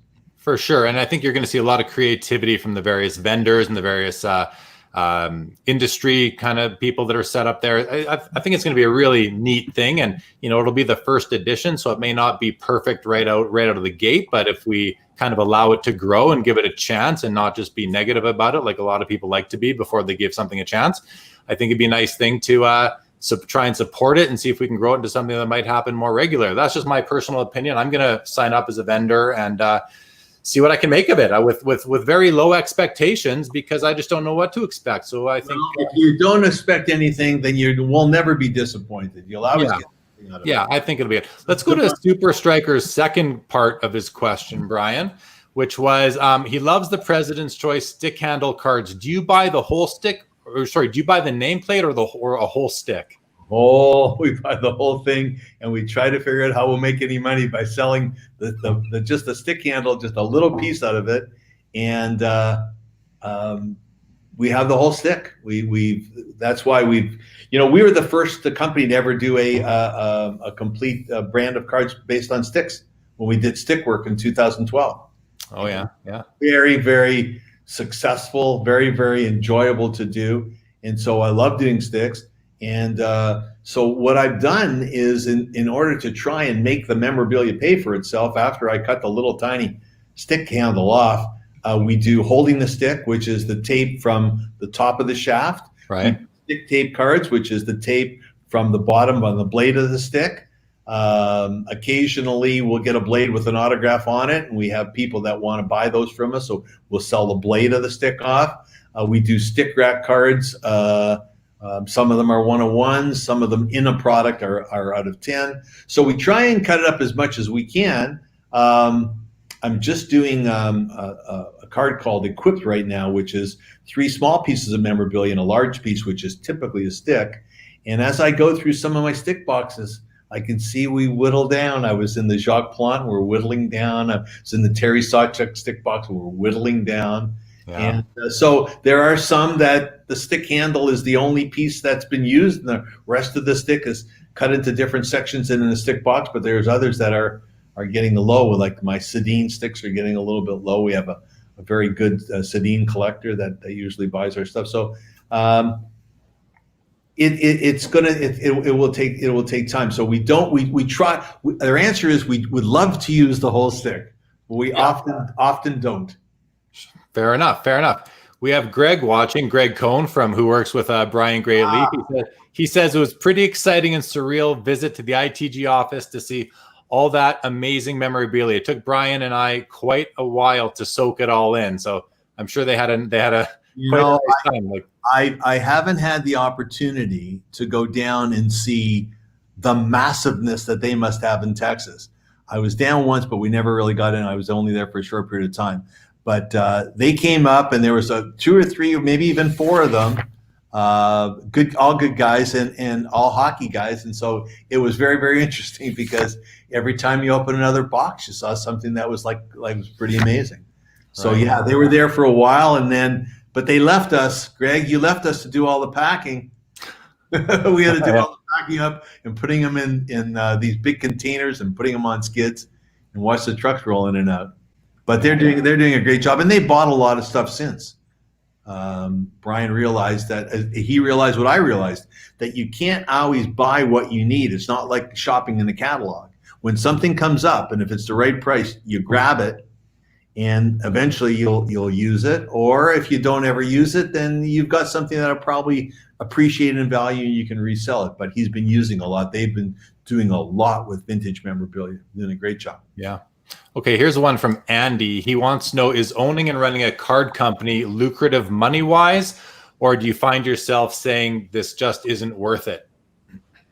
Well, until I hit the wall in 2005-06, it was very, very lucrative. And then when all of a sudden you're against all odds, it starts to get less and less lucrative. And then maybe that's also, I guess, I was saying fighting the battle was getting a little too difficult. The profitability, the margins were getting slimmer and slimmer and slimmer. And I'm not going to say it was never profitable, but it certainly wasn't as when we were a licensed company and competing with we call them the big boys. I guess we were one at a time, but no longer. And that's really, I don't know if you remember this, Jeremy, but do you remember the year when we came out with a game? It was called Monopoly, and we had people. If you brought your Monopoly game to our booth, that's the year that Upper Deck got the Monopoly. Yes. If you brought your Monopoly game to our booth, you got some memorabilia card or something, and we walked away with about 125 Monopoly games, and all my staff was wearing Monopoly on their T-shirts. And like I said, it was a great business when you got to.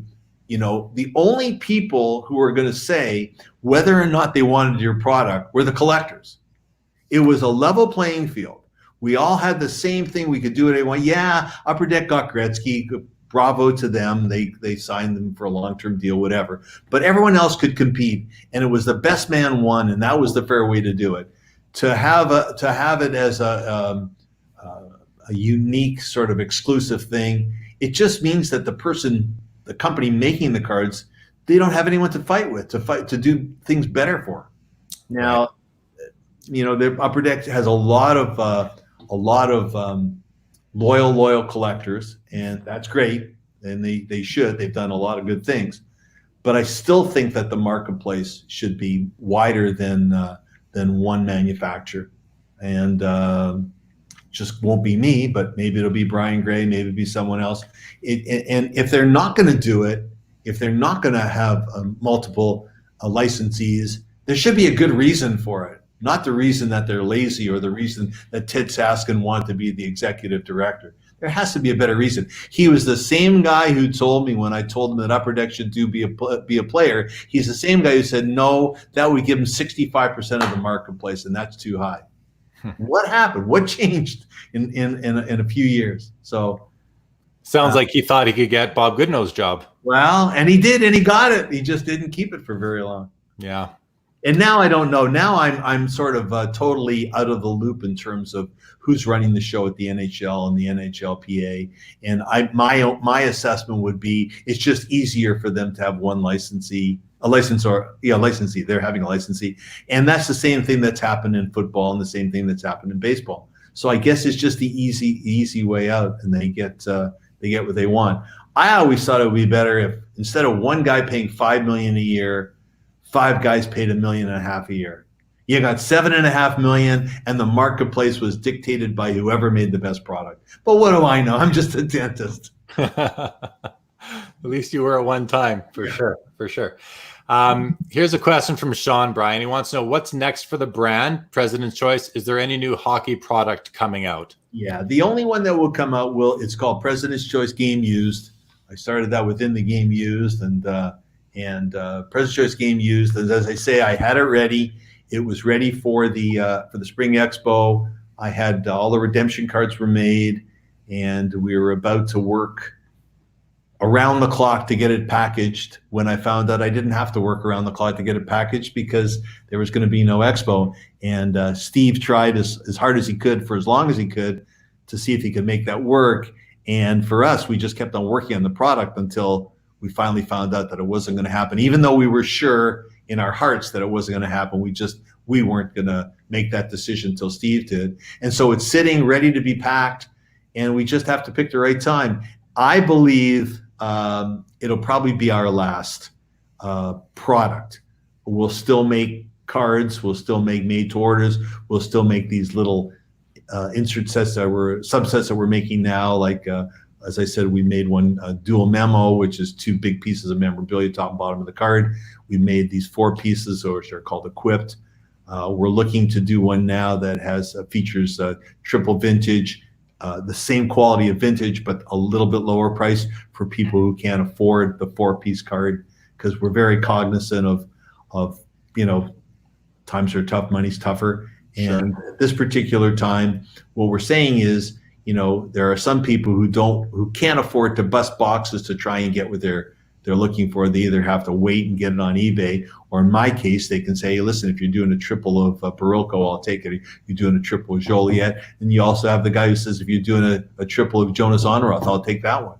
So if there are some people that want Jonas Onroth as much as another guy wants Howie Morant. The Jonas Onroth guy, he's in the room watching right now, so I'm sure he's happy to hear you talk about him. But that's what collectors are all about, and that's if you're going to pinpoint the collector and want to be that, then that's the kind of things you have to think of. Yeah, and that's what we've been doing, and that's what I enjoy doing. So there's 3 of us, and we'll keep on rolling. But I think as far as a product is concerned, I think that's sort of run its course. Okay, so here I'm going to get to some more some more comments here. And then we're going to then we'll announce what's coming on later on this week from you. Scott says early in the game Ultimate, Between the Pipes, then franchises were all awesome. I missed the early ITG products. I think many people. Scott, that makes 2 of us. Yeah. I miss them too a lot. Al says some of that vintage stuff placed in the game Ultimate memorabilia cards is crazy old, i.e. from the 1910s. And I know Al has a lot of pieces from your from the Ultimate memorabilia when you did those decade sets. Yep. Those are very, very nice. Very. I have to tell you, Decades was so much fun to do, especially the larger that we made on the card, the more number of guys. If we went from 8 to 10, the better it is, because you use less memorabilia, which is hard to get a hold of, but you're doing more players. So you're showing. And I don't know if we did the 10s, Al. I remember doing the 20s. I don't know who we would do. You did the 10s. I know you did the 10s one time. Yeah, I'm pretty certain. I wish I'd have one of those cards. Al can confirm later. We'll get to his response to that down below, I'm sure. And Al, thank you for your continued support. I'd like to thank Al for that. For sure. Cardboard Nostalgia, Brian wants to know if you have a collector request a piece of material from a player for a made to order, do you contact Leaf to purchase back material? You know, I hope Greg is there. No, I haven't done that. The only time that Leaf did help me out, and I do thank them, is I was missing a couple of guys for a skate lace piece, and they were very kind enough to send me up some of the skate laces. I measured. I told them exactly how much I needed. I didn't want too much because I know how valuable they are, and Scott helped me up with that. And I also think that at one point he also helped me out with a little bit of stick tape for a couple of old Hall of Famers that I didn't have sticks for. So yeah, that's the only time. But it's not a sort of thing where, you know, they need all the memorabilia. They're in business. They're not winding down. They got a jillion things planned for the future, and they need to hang on to their stuff, especially their vintage stuff, because like I say, it's just you just don't see it anymore. Forget about what the price would be. You just don't see it anymore. Right. Okay. Now this is actually from Aaron, who is the Jonas Enroth collector. He wants to know, do you still have a personal memorabilia collection? Any favorite pieces? It's going okay. It was huge. It's getting smaller, only because the future generation in my family are not tremendously interested. I have a grandson who'd rather that me give him my Bill Barilko Leaf jersey. He'd rather I find him an Austin Matthews game-worn jersey. And to be honest with you, it's easier to find a Bill Barilko than an Austin Matthews. They kept his stuff really sacred. So my collection is getting smaller. I had a great international collection, starting with the 72 Summit. I had a Mahavlich, and then for the 74, I had a Gilles Gratton, and for the 76, I had a Bobby Hull, Bobby Clark, and Guy Lapointe. Some of those have been sold. I have an all-star collection that started with the 3 Memorial games, the Babe. Who was the Babe? Let me just think. There's 3 games before the all-star. Siebert. Babe Siebert, and there's 3 of them all together. And then the 50 started at 47. I have a 47, a 48, a 49, and 50. And then they started wearing the all-star jerseys at the same game. They kept them, and then the players. So sometimes a Bobby Orr was a number 4, but so was a Moose Vasco, and so you could never really tell who's with who. So I stopped in, and I got back in the 80s. I have a collection of those. I have a tremendous Maple Leaf collections, but I just sold about a year ago. I had a jersey from Jack Dara. It was the first Leaf team in Maple Leaf Gardens, and they won the Stanley Cup that year. I think it was 30-31 or 31-32. It was all white with just a blue stripe on the bottom, and I sold that a while back. I still have a fairly large Leaf collection with a Turk Broda and a George Hainsworth and a lot of the good goalies. And then, of course, all the way up to I probably stopped at Sundin, didn't go any further than that. Okay. I had a very, very good a collection of Wolves. I had a Montreal Maroons. I had a Toronto St. Pat's. They're all gone. But I still would say that I probably have 60 to 70% of the collection, and I don't know what I'm going to do with it. Like I said, my grandchildren aren't too serious about it. But it's some of those things. When you talk about my shipment pulling out, going to Leaf, those are more tears in the side of the eyes when those start to leave. So I'm going to hang on to them for a while. Yeah, well, it's personal. Some of the real old ones I'm not going to cut up. I made that mistake once already. I'm not going to do that again. I'm not going to have another Vezina pads on my hand. Well, here, speaking of Vezina pads, Cardboard Nostalgia wants to know, would you consider recycling an older issue card from Be a Player, for example, to use in a current issue like President's Choice, i.e. a Vezina pad card or a rare auto? In a heartbeat. Fair. Okay. Sean says, In the Game Land was epic. I won a box of Ultimate when I played Deal or No Deal. Your setup is always the best. Amit says, you should do a swan song if you ever decided to close up shop, Brian. And Aaron says, I remember meeting Brian and he told me about an Enroth stick he had. Very cool. Al says the 500 goal stick rack series. Awesome set. I mean, I completed that set in one day at the expo, and then you came over to my booth and took a picture of it. That was, I love that set. I still have those cards to say. Pictures. I probably have it somewhere. Yeah. The picture, probably. I hope you do. I just found a picture of us having Gordie Howe at the Hot Stove Lounge at Maple Leaf Gardens signing the first Parkhurst series. I did a big blow up of his Parkhurst card, and he was there with Baron Badesky. I had some great guys working for me. Baron, Stephen LaRoche. I mean, we had some real good hockey guys, real knowledgeable hockey guys. Yeah, Steven's an author, and he wrote the back of many hockey cards for, I think, different companies over the years, didn't he? Yep. Wasn't even Dan Hurst worked for me. Dan was a tremendous collector and very knowledgeable. I had really good people. That's how we made good cards. It was our staff. Dan's a great guy. He came to our pre-expo dinner on Thursdays many times.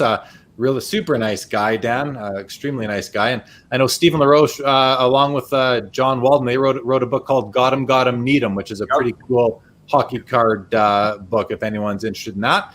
Michael has a question, Brian. Not including players under exclusive contracts, are there any players you wish you had signed that you never did? I mean, sounds like you went through everybody. You know what? Gretzky would be the only one, and I tried every time. I heard stories that Upper Deck wasn't paying him and he hated them or whatever, and I kept on trying, and the answer was always no. I had everybody else. I mean, I had Gordie till Upper Deck took him away. I had Bobby till Upper Deck took him away. I had Crosby until that was a big fiasco and over Crosby. So Gretzky. Gretzky would be the only one. I mean, I would have loved to be able. And then, as we talked about last night, there was a 2-year period where my friend Ted Saskin forced Upper Deck to let In the Game use Gretzky for 2 years, and they thought it was just for Be a Player. When they heard the name In the Game, In the Game, Be a Player, big deal. And when Be a Player in the second year of that contract had 4 or 5 releases, they got really, really upset, and they were very, very unhappy with Saskin. At the end of the day, we lost him. But he would be the only one because, to me, my personal opinion, I hope I don't offend anybody by this, but I think he's the greatest hockey player ever, and I don't think anyone will be better. And there are good players today. But so I would have loved to work directly with him. I do remember that I think it was, maybe you'll help me out here. Upper Deck had a big birthday party for Gordie. I guess it was his 60th. And I was with Upper Deck at the time, and so they invited me out there for Gordie's birthday party, and Wayne was there, and Wayne was always very good to Gordie, and vice versa. And so for the first time ever, I really got to spend some time with him, because otherwise he was always being protected by an agent or his wife or whatever. This was just a bunch of guys. And we went to we sat in a box at a Kings game, and we sat in a box at a Clippers game. And I realized, I mean, he's a super, super guy, and I would have loved to have worked with him. So he's the only one, probably, I think, of all. Okay, fair enough. Here's a question from Chris West. With all the international stuff and In the Game and Be a Player, why was there never any Team Germany included? I don't know. Okay, fair. I mean, I would have thought that at the World Cup of Hockey, when we were still licensed and I was getting jerseys, I would have been able to get World Team Germany players out there. And I have to tell you that I just made a quip card of Ola Kozik, and the big piece is not a stick; it's a pair of pants, and it's got the Nike name from a Team Germany pants. So I don't know if that one's gone or not, but that'd be a good one to get. But so it's a close. And I have to tell you, this is a really, really funny story. Not funny, it was sort of sad. When you talk about authenticity, and authenticity is extremely, extremely important. And wherever there's money, there's crooked people. It just happens. I mean, with what we're going through right now with the coronavirus, there are people out there trying to rip off other people, and governments speak and take advantage. but this was a great, and I hope I get this right because it's something I've been trying to forget ever since. So I make a card, and I'm pretty sure it's from the World Cup of Hockey, and I buy the jerseys. I pay my normal price, and I get them from the NHLPA, and I get letters of authenticity, and I think it's Niittymaki, and I think he's a goalie for Team Finland. And I take out of the center of the card, I take right out of the heart of the card for one of these mega patches. I take the logo, I cut it right out of the center, big jersey with a cut in the center, and I get a letter from a guy from a good dealer and a smart guy and a big hockey fan that Niittymaki never played in the game. Didn't play. So I go out and I go to either the Toronto Star or something, and I get all these things that are showing the summary and the whatever. And he's right. He's right. The guy didn't play. And I've got a certificate of authenticity from the NHLPA. They ran the World Cup of Hockey. And I got a jersey with a hole in the center of it.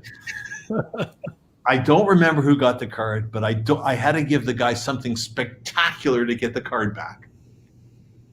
And I've never lived it down from the guys in Finland that I made a mistake.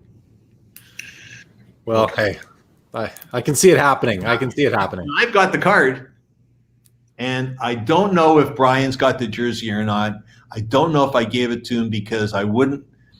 Greg may know this. I wouldn't have wanted to give it to him unless I made a mistake in giving it to him because I wouldn't want him to use it and suffer the same consequences. Sure. But I don't remember. Greg will probably remember. But if he has it, it's just a whole jersey with a hole in the center, right in the center of the emblem. Okay, so speaking of Greg, he says, I mean, with these comments, we're about 20 minutes behind on the comments, Brian, but you never flew down to help me organize all that memorabilia anyway. So who's the smart one? Let's go on because we're getting late here. Amit says, I'd love to hear about why Heroes and Prospects Baseball Edition and why that didn't continue onwards. Yeah, Amit, it wasn't that successful, and I'm shocked. I am shocked. It just didn't sell the way I thought it would sell, and I thought I was doing everything the same into a bigger market, baseball. So I don't have an answer. And I had some great young players in there, the same way as I had Tavares and Crosby. We had some great guys that have gone on, Chris Sale and a bunch of other guys that have gone on to be great baseball players. He goes on to ask, do you have much baseball memorabilia still? No. Okay, Let's move on to Barry's comment. He says, I still have a copy of the Beckett article I wrote on the initial exclusive that you signed for me. That'd be a cool piece, a cool hobby history piece. You've always been a gent since I met you in Toronto in 2000. Thank you for all you do for the hobby. And then he goes on to say, and thank you for the card you made for my oldest son. He loves it. So there you go. Some kudos for you. I gotta tell you, I enjoyed making it. I'm glad, we spent a long time, Barry and I, putting together what he wanted, exactly the way he wanted it. And that's just, I think I enjoyed making it as much as he enjoys having it. And his son, I'm glad they enjoy it. It's a great card. Do you know what it is? I don't know myself, but maybe he'll let us know, and we'll get to it a little later. I'm going to let him tell you because okay.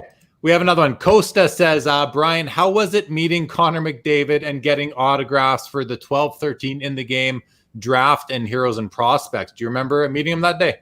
No. Okay. No. Not memorable. Most of it was memorable getting the autographs, but most of the time my guys went down and dealt with most of the kids. Okay. Couple comments. Nick says Upper Deck having a monopoly in hockey is the worst thing ever for this hobby. Brian signing the top draft picks was such a beautiful thing. Fair enough. Fair comments. Okay. You know what? I just got to tell you there that is you know what? It was retributive justice what he did in terms of the things that they were doing. It wasn't it's not the right spark to light the war.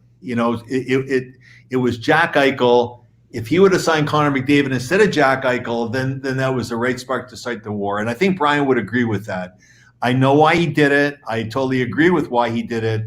But at the end of the day, he would have been better off not having to fight that battle in terms of who it was. But like I said, if it was Connor McDavid and not Jack Eichel, Not that Jack Eichler's not a great player, but Connor McDavid is a he's top notch. He's at the top of the class. Yeah, for sure. Andy wants to say, I'm ready for a box of President's Choice game use. I think he means sounds exciting, and the fish are biting right now. So there you go. Let's see, what else do we have here? Here's one from Joey says, sorry I'm late to the party. Dr. Price, many thanks for everything you do for the hobby and especially my Helm PC. You're very welcome. You know, that's what I tell you. You never know who people want. You know, we had a Darren Helm stick. We, again, did the stick rack, and then I made a couple more cards for Joey, and that's, you just don't know. And Darren Helm is as important to him as Wayne Gretzky is to somebody else. That's what's so cool about the hobby. For sure. This next comment I have up right now is from a gentleman by the name of Name. Goes by Indigenous Rookie Cards because he's collected. You're probably familiar with Name and his Indigenous Rookie Card collection. It made national headlines. No, and I'm sad to say that. Tell me more. Maybe I'll remember. Remember, I'm old. Yeah, that's okay. Well, I'm like Joe Biden. Sometimes I forget things. Well, Name has actually put together a very cool collection. As I said, it's rookie cards of all the Indigenous players wwho've ever played in the NHL, and he really goes beyond. I did something, did I not? Who did I do? Saskamoose? Yeah, but there was somebody else I did. I remember somebody calling me.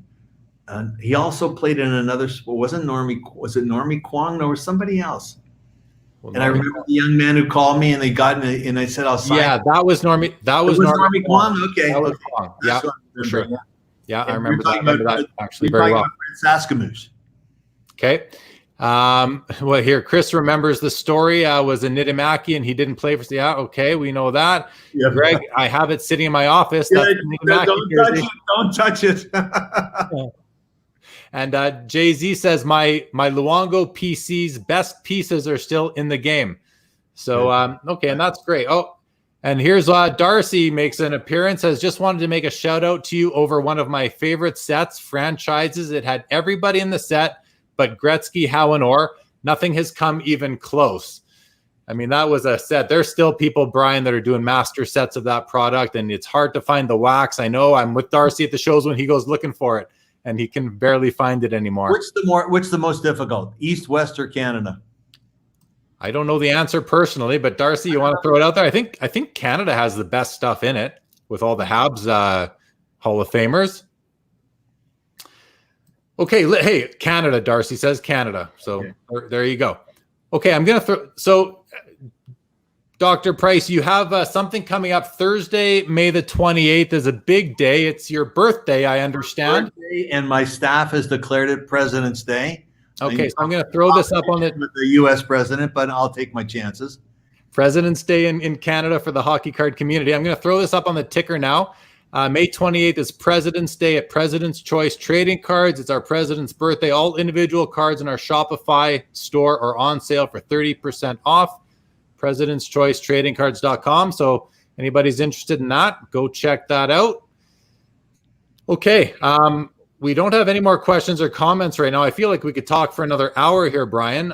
Anything else you want to cover? Nothing. Oh, you know what? I'm gonna give a shout out, and in addition to this program that you're doing, which is great, especially giving people a chance in tough times where they're sort of bored watching Netflix to watch something else and enjoy themselves and meet people otherwise they wouldn't. I want to give a bigger shout out to the boards.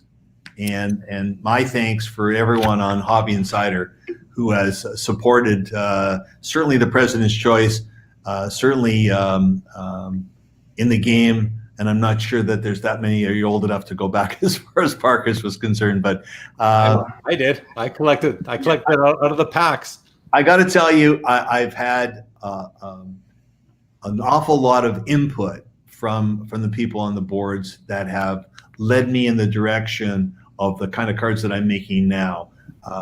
Prior to that, it was my idea and it was whatever. Now that I'm making cards directly for collectors, I need more and more input. And as you saw in Solitaire, I made I think 28 or 27 highlights cards, which the HI for highlight stands for Hobby Insider. And I'm just watching now to see if all of the PC guys who told me who they wanted me to put in that product get that card. and hopefully all of the product is getting broken enough that those cards get onto the marketplace, because there's some guys there that maybe there's only one or two people in the whole world that really want that card, and I want the right one to get it. So I want to give a shout out to all the people that are supporting, because otherwise, the answer to the question would have been, we would have been finished, a year ago. Because as I say, this is not really, this can't be a business. It's not big enough to support anyone to be a business. This is just another extension of a hobby. And my side of the hobby is just the opposite side to the collector side of the hobby. But I'm telling you, it's just as much fun. So it's not as if, I'm going in there. I enjoy going in every day and searching for the cards. And when someone said, would you reuse a card? That's where we're getting a lot of the memorabilia from. From old cards. Pulling open old cards, correct. Yeah. Drops and shreds that are, that's why I don't think you're going to see too many more of the mega patch. I don't have them. Right. And you're going to see a lot of them coming from Greg and Brian, because they've got them and they've made some great, I don't know what they call them. They may call them mega patch, but they call them one-timers now, I believe. And they're very cool cards. The latest one is Superlative. Or is it Ultimate? One of the ones that has just come out. Ultimate just came out. Ultimate memorabilia. Yeah, it's got some unbelievable patches in it. Unbelievable. Yeah, they're doing the big ones, like the ones that I hoarded of the mega patches from in the game Ultimate memorabilia. Yeah, they're doing some great ones, and what they're doing correctly, and what they're I don't know if they're just understanding or they understand is, it doesn't matter who player it is. If it's a beautiful patch, there's a collector for that card. Sure. And it's not a matter of, like I say, Jonas Onroth. I mean, I went out and I bought for the collector. I think I remember buying a LA Kings glove, and I don't know whether he got the Onroth on it or the iTech or whatever the company made his glove. And I saw it, and I knew that I'd have someone who would buy at least one card, so I bought the glove. That's awesome. And it works that way. So it's a lot of fun. That's awesome. HI guys, thanks. You know who you are.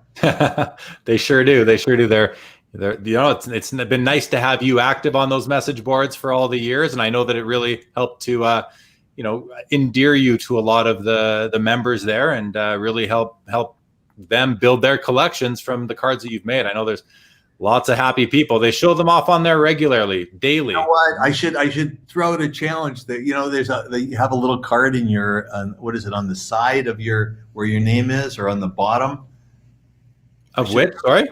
On the boards. Your signature at the bottom. Signature, right. I should have anyone who has a in the game card or a President Choice card gets something or other. I don't know what. I'll figure out something. Get more of them on there, but there are some, and it's really interesting because I do see, people are talking about Upper Deck Series 1 or SB Authentics, and they're talking about they just broke this and they got that and they got this, and down at the bottom of the whole post is one of my cards, and I'm pretty proud of that stuff. Yeah, for sure. I remember. There was a contest on Hobby Insider once about the nicest memorabilia card, and it ended up being, I think, the Maurice Richard from Lord's. I forget what set it was, but it was a jumbo patch. Don't talk to me about Lord Stanley's mug. That was the last set I did. That was the last product I made. Oh, was it? Okay. Yeah, it was 2014. So bittersweet memories. And it was a great looking box, and there was a challenge whether I could use Lord Stanley's mug or not. And I said, you know what? I'll fight that one. Go ahead, bring it on. And it didn't turn out that way. There were a lot of, during this discussion, people have been in the comments saying things like they love the made-to-order cards. Costa says, if I had a made-to-order card, I would pick Tim Horton to go along with my cut autos. Well, that's pretty cool. Nick says, what collector doesn't love a massive patch or a top patch card? I mean, we all love the more colors, the more cool the design, the better. Ryan has a question for you, Brian. Would you allow collectors to supply game-used pieces to turn into cards? Okay, it's very, very interesting, and I've had to deal with this before. Here's the question. The question is, I need to be 100% sure of the authenticity before I put my name on the back of the card. Now, there is no denying that mistakes have been made in authenticating things, and I don't know if collectors know this, but there was a guy whose father was one of the limited partners of the New York Yankees, Steinbrenner was the general partner, and they had a bunch of limited partners. And his father was huge in the paper business in New York. And so he was what we call a lucky sperm. He was the son of a very, very rich guy.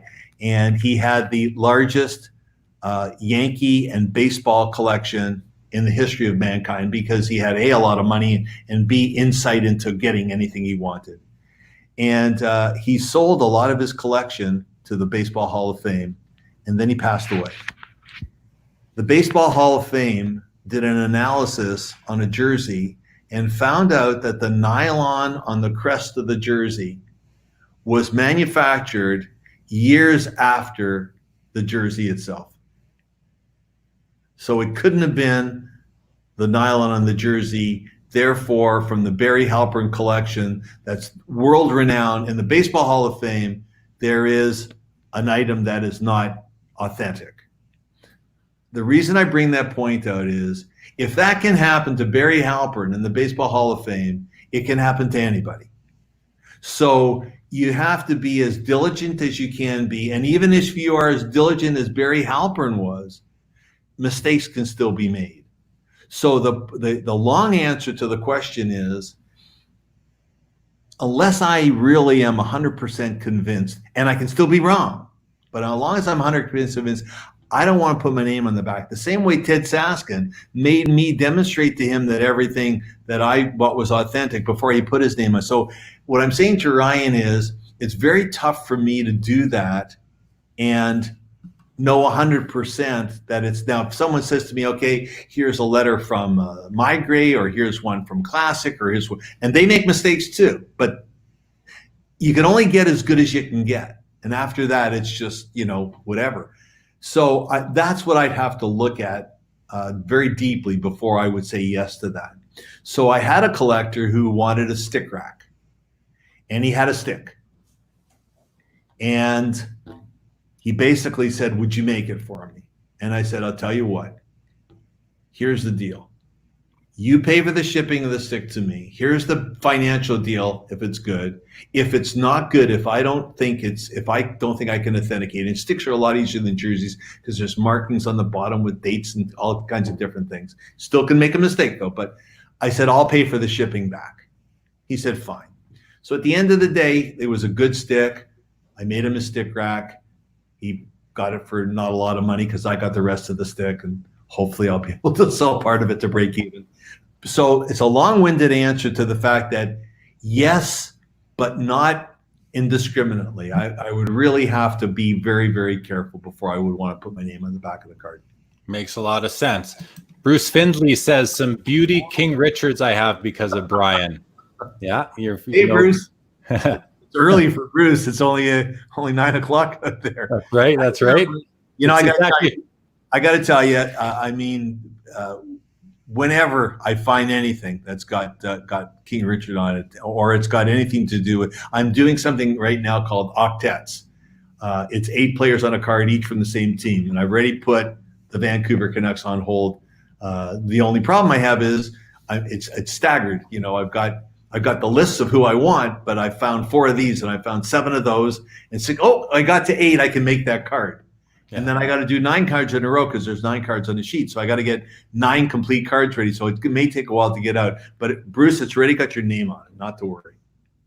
Okay. And then after the question about can collectors supply you memorabilia to turn into cards, Barry Grice says, can you supply collectors and turn them into cards? Pretty funny. Eli says great cards because he won that memorabilia, best card memorabilia competition on Hobby Insider several years ago. Peter says old in the game, the best cards of all time. The comments are still coming in, Brian. Here, Cardboard Nostalgia, who runs a YouTube channel where he breaks products, says the sealed box of 0001 Ultimate Memorabilia I have coming in this week is going to be the highlight of my collecting career. Amazing set, amazing product. I think I just posted on his board. I just asked him when he opening. I can't wait. I can't wait to see the break. Awesome. So I probably watch that. If something really great comes out of there, that'd be amazing. That'd be so cool. Really it would. I'm sure he'll post a link to the YouTube video on Hobby Insider once it's up and ready, so you can watch for that, Brian. Here's a question from Scott. He says, if you can answer, why were you able to use the player masks without the airbrushing when you made them, but now many need to be altered? Oh, here we go. I promised myself I wouldn't answer any legal questions tonight, lest I get raked over the coals. You know, the logos on the masks are a very interesting thing. Originally, when I first did it, I think Pinnacle were the first one to do the masks. Am I right? I think they did it first. So. Well, ProSet did a mask in 91, but yeah, but I mean, Pinnacle did a set of masks. I think early. It's very interesting, and it's changed dramatically over the years. The first people to own the rights to the mask painting were the mask painter. He owned those rights. Then all of a sudden, iTech started making all of the masks, and iTech started to own the rights to the masks, and the painter made the painted for iTech, and iTech owned that, and you had to work with iTech. There's a difference between making a card showing, and I've done both, showing the mask, the side of the mask, and the design with no face in it, versus using the head of the player with the mask. If you have a license for the player, the mask art doesn't matter. They've given up their rights when they allowed the player to step on the ice. When you use only the mask, you don't need the player, you just need the mask. Then one year, the NHL steps in and says to me, when I'm not licensed by them, but I'm licensed by the player, hey, you can't use that. That's our logo on the mask. And I turned around and said, okay. And I sent him a picture of a goalie who had a Hulk Hogan on the side of the mask. I said, I wonder if Hulk knows you're using his likeness on the side of your mask. And I never heard back. Okay. So the bottom line is it's all over the map. And the NHL was trying to get their arms wrapped around it so it could be part of what their license was. And I haven't done it in a while, so I don't know if they ever got there. I think I got all the way up to mask 5. I don't think I did 6. But I had some different, I used different kinds of techniques on them, a Duflex technique from England and different things. And we love doing the mask. And at one point, the artist kept on saying, how come you're not, I don't have a contract from you this year. You know, of course, I paid them all. It's because I didn't need them that next year. But all kinds of guys had stuff on the sides of their masks. They had other hockey players, or they had, one of them had, who's that guy who played the Texas Ranger? He was the martial arts guy. Chuck Norris. Chuck Norris on the side. It was like, hey, one guy had the Hollywood sign. Kelly Rudy had the Hollywood sign on the. They were using other people's intellectual property, and it was okay for them. So why wouldn't it be okay for someone to use theirs? So, but the bottom line, it truly isn't their logo. It's an artist's representation of their logo. So there's a huge argument there. I just don't want to fight with anybody anymore. Yeah. Fair. No, thanks for answering that one. Billy wants to say, I have to thank Brian again for actually having a Ville Leno game use stick and making the stick handle for me. Still one of the favorite cards in my Leno PC. There you go. Now, one of the things that's interesting, and I found 2 people who have supplied me with them, but their sources obviously run out because hockey's over. I found 2 sources of broken sticks. And I'm you know, as long as I get they can have the gold mine, I need the shaft, so to speak. They can have right. So if I get the piece that has, so I sometimes get groups of sticks. Now there are a lot of players there who I don't even recognize their names. You know, they're 1 or 2 or 3 or 4 game players, but they've broken a stick. But I bought twice. I bought large collections of broken sticks, and in them, that's how I got one of my Austin Matthews. I couldn't get a complete stick, but I got a broken one. Cool. Okay. Al has a question for you, Brian.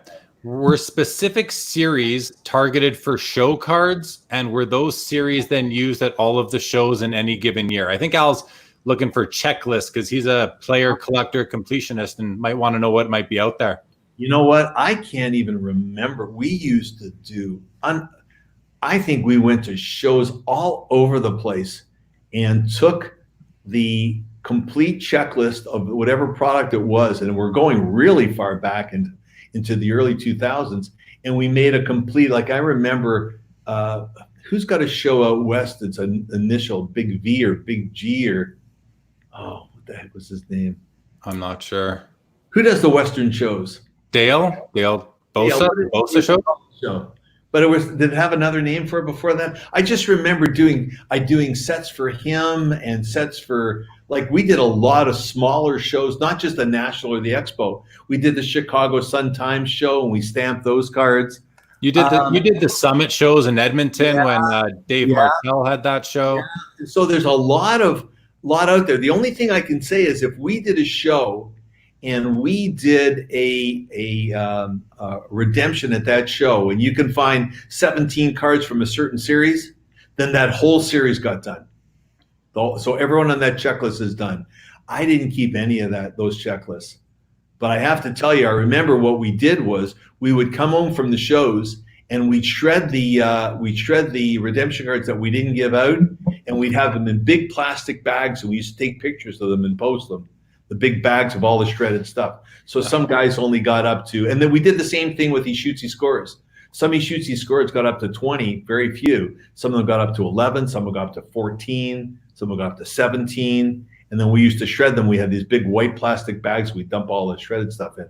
Would you take out the memorabilia first and save it? No, we're talking about Shootsy scores. The redemption cards themselves. Yeah. We would never shred memorabilia. Too valuable. No, of course not. Of course not. Let's see. Here's a question from Ironman Indy. He says, love all the Sean Burks you made over the years. Thank you so much. I also collect Mike Liut, but have never seen a game used jersey, only sticks. Can you speak to that? You know what? I can't remember, but if he says it, he's probably right. If he hasn't seen them, I haven't made them. I don't remember having one. Mike Liut rings in my ear mainly because he was an agent, and I did a lot of work with him for his players. So but if he hasn't seen one, I didn't have one. Sticks are a lot easier to get, and I probably had a stick, and probably Leaf probably has it now. Okay, so that kind of takes us to the bottom of the comments. Again, guys, I apologize if I missed. It's hard for me to see them all, but I catch as many as I can and bring them on and ask Brian to respond to as many as I could. Before we do kind of start to wind down, Brian, I'm curious, just, the state of the hobby today. I don't know if you're keeping up on things, what's going on out there right now with cards, rookie cards from the 80s and 90s and the current basketball cards. Do you even know that like a LeBron James exquisite rookie from 2003, they're selling for $250,000 numbered out of 99. I've seen two of them now sell. One sold for $190,000 and one sold for $245,000. All in the last, all in 2020. What, as a true veteran of the hobby, a pioneer, if you will, from the beginning of the boom in the 90s, what's your thoughts on that? Just the amount of money being thrown around and the amount and the state of the hobby right now. It's really on an upswing. What do you think about that? I don't think that and I just saw the Mike Trout card go in the auction that Golden Auction had. I don't think that's the hobby. I think that's the other part of the industry. I don't think that's the hobby, because the hobby to me is a group of people that collect cards and they trade them and they share them and they sell them, and they, this guy gets a Gordie Howe. This guy was too late to get my Gordie Howe, so this guy gives it to him because he's a good collector, whatever. That's the hobby. This other stuff is, I'm not 100% sure. You know what? I can't say it for sure. I mean, really, the guy you ask is Brian Gray, who's so attached to stuff like that. He understands this. But if I was to guess and have to give an opinion, I think there are guys out there that are manipulating these cards, and we're going to see someone have a heavy duty crash. Although you have to be dumb to get crashed, because you have to be dumb enough to go ahead and buy those cards at that price in order to lose that amount of money. And you know what? Most rich people are not dumb. There are some, but most rich people are dumb. So for someone to go out and now start buying those cards, I think some of those cards are being manipulated. And I guess it's not wrong to manipulate it. If you sell me a card and I sell it to Greg Cohen and Greg sells it to Brian, and the price keeps on going up, and the next one goes to Amit and the next one goes to Curtis, and then all of a sudden we're all partners, and then another guy pays us $150,000 for that card and we split the goings on. I guess we haven't done anything wrong. But there's no rational reason that a card at a 99 has to have that value. And I've seen what's going on. Michael Jordan puts a television series out there, which is terrific to watch, by the way, but all his cards go through the roof. Like, all his memorabilia has gone nuts. Like, why? I don't know. More attention, right? I think this, what about simple, like, can we put it in the context of supply and demand and all the attention that's really coming on some of the players now? Could that justify some or explain some of it? Isn't 99 cards a pretty big supply these days? Well, not so much for LeBron James. I mean, he's got worldwide appeal, so maybe it's not North America that's doing it. Maybe the money's somewhere else. Yeah, I don't know. I really don't know for sure, but I don't think that's part of the hobby. I think it's part of the industry. I think the hobby has become there's a lot of investors in the hobby now, and now, like, yeah, but again, are they in the hobby or are they in the trading card industry? Once you say the word investor instead of collector, I see it a lot differently. How do you see it? I see it as an investor is in the industry of trading cards. It's not a stock he's trading, it's a trading card, it's a piece of cardboard. I see a collector as a guy who's buying something. Value is secondary to the position it holds in his heart for something that he wants to own. If the value goes up, it goes up. If the value goes down, he's unhappy, but it goes down. It doesn't matter because he's not selling it. Now, it changes when he says, I'm getting out of this. I just grew up. I just had a son. I just did this. My kids are in college. It does change, and hopefully the value's there. But I see these guys that are doing that kind of stuff as I personally don't see them as collector hobbyists. I see them as investors. And that's okay. Sure. Yeah. 100%. I just hope it doesn't hurt the collector who wants to get, mind you, the collector can just get a different kind of LeBron James card that's not numbered, that he just gets his LeBron James card. And that's exactly. Yeah, that's the way I see it. Yeah. But I'm not an expert on that. I got to tell you, if I buy a card, I bought it because I want it. I'm not trying to buy it and then resell it. Yeah. Don't understand it. I'm not sophisticated enough to do it. And I look at all these stories about guys that are trimming cards and cutting cards, and guys that are getting special rates at Beckett or at PSA. And then, I just don't understand all of it. I mean, PSA has got themselves up, and so does Beckett, an unbelievable business. Why would you play around with it in any way, shape, or form? It's unbelievable. Do you think they are playing around with it, or do you? No. I'm just saying, why would they get involved in it? I know, and that's what I think too. Why would you risk everything to make a few extra dollars? Right. But do you think they might be? No, I don't have a clue. I'm just sort of saying that. I mean, it's such a huge business that's just stuff you can just fluff off. No, if either of those businesses were mine, it wouldn't be why would you want to jeopardize yourself like that? Now, listen, again, just like authentication, everyone can make a mistake. The guys are just looking at it with their eyes and whatever. But, you see all these things, so you have to wonder. And that's another thing. Those guys that are doing that, they're not collectors. They're not hobbyists. They're in the trading card industry, and they're doing what they can do. Yeah. So I really see a difference. So to answer your question is, it's not prejudicing our hobby, but it's hurting the trading card industry, because eventually that card is not worth it. I mean, how can it be? It's a piece of cardboard. There's 99 of them. I mean, explain to me the Mike Trout thing. How can they're going to make hundreds of thousands, if not millions, more Mike Trout cards in the future. How can that card be worth almost $1 million? You know what? It's manufactured scarcity. And interestingly enough, that was the title of Joe Orlando's editorial in the most recent issue of the SMR, the magazine that PSA puts out, where I read it. He actually goes on to say that, he's old school, a traditionalist, and he always liked rarity that came because they were truly rare. Because people, like your example earlier about throwing those Parker wrappers into the garbage, it's because you did that the ones that survived are worth so much. So he goes on to say that, well, that's his real feeling about how you can derive value from scarcity. He goes on to say that he's now starting to convert over to understanding the value in this new world of manufactured scarcity. So,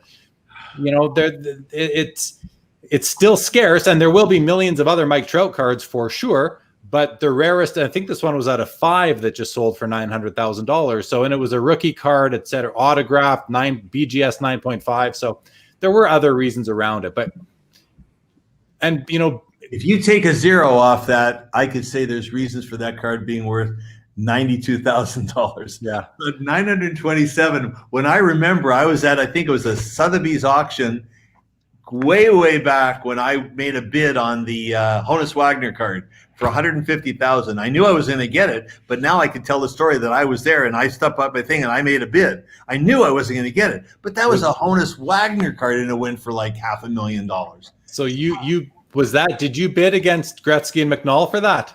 Well, I didn't know who I was bidding against. Yeah. But you did, I still got my little thing and I can say I was in there, but at $150,000, which there's no way I was going to buy it. Even if they said sold, I would have, you know what I would have done in my pants. But I wanted to put in a bid at a time where I could say for the rest of my life, oh yeah, I bid on that card. But I mean, that there was a reason for that.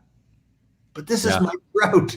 He's still here. We can still buy more. You can buy a Mike Trout out of 5 that grades 9.5 tomorrow in next year's set or whatever they're doing. So I don't understand it, but I guess it's good for some people who've had a Michael Jordan rookie for a long time, and now they're getting a huge dollar for it. Yeah, I'm glad for them, but I still don't think that's the hobby part of trading cards. I think the hobby part is the stuff that you're doing, and everyone on your site's doing, and everyone who comes to this particular event is looking at their hobbyists, their trading, and their I can get you this, and I just saw that, and go do this. And what I saw in the Gordie Howe, and I apologize to everybody, I should have doubled the price in the Gordie Howe, and everyone would have got one, and I would have made twice as much money. But the bottom line is, I just did it because I pulled these things out of a drawer, and I just said, go on, let everyone have an opportunity.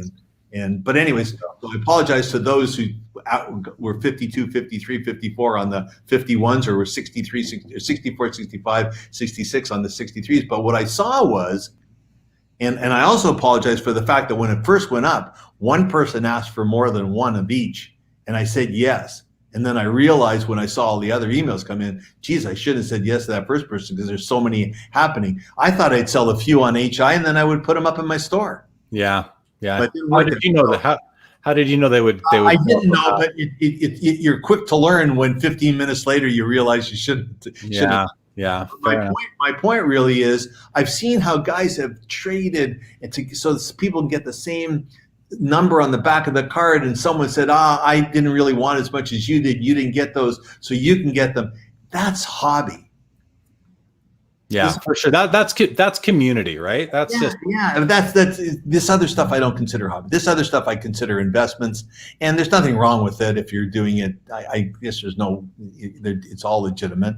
But then again, remember we've gone through the era where an auction house, Mastro Auction House, some of those things went up in value and they really shouldn't have. Yeah. Kenny Golden has been in this business probably longer than I have, which means that he's really long in the tooth. And so I trust everything that he does there, but there have been auction houses that do play games with that. And then I also understand, and correct me if I'm wrong because I don't want to say anything that's wrong, I also understand that Honus Wagner card that sold for so much was tampered with. Yeah, Mastro admitted it. Yeah. So anything can be anything. Yeah, for sure. There's another version of the Wagner there. I think it's the PSA 5 jumbo version. It's just one that was cut big. And it sold for like $3.2 million last time. So pretty crazy. The only thing wrong with that is I didn't own one. That's the only thing I find really wrong with it. I didn't have a Mike Trout or a LeBron card. I didn't collect basketball or baseball at the time. So speaking of the difference between collectors and investors, Barry makes a comment here. Some people are collectors first and then become investors by default. They might genuinely love collecting LeBron, Crosby, or Trout. And that's kind of the category I'm in, Brian, because talk about a Michael Jordan rookie card. I have a PSA 9 in my collection, which when I bought it for $900 or $1,000 at the National in 2008, I paid full value for it and was very happy to finally have my Jordan rookie. About 6 months ago, it was worth about $5,000, maybe $6,000.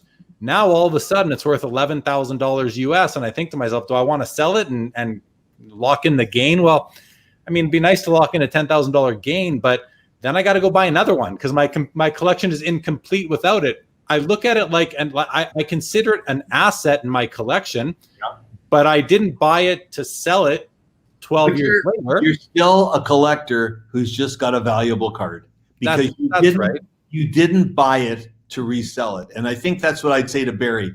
There's a difference between getting a bunch of LeBrons or Crosbys or Trouts and then them becoming more and more valuable. If the reason you bought it was because I think it's going to go up 4 times in the next year and I'm going to sell it, then you're investing in it. If you bought it as a collector and then as a collector say, geez, this is really valuable, there's nothing wrong with selling it and making a profit.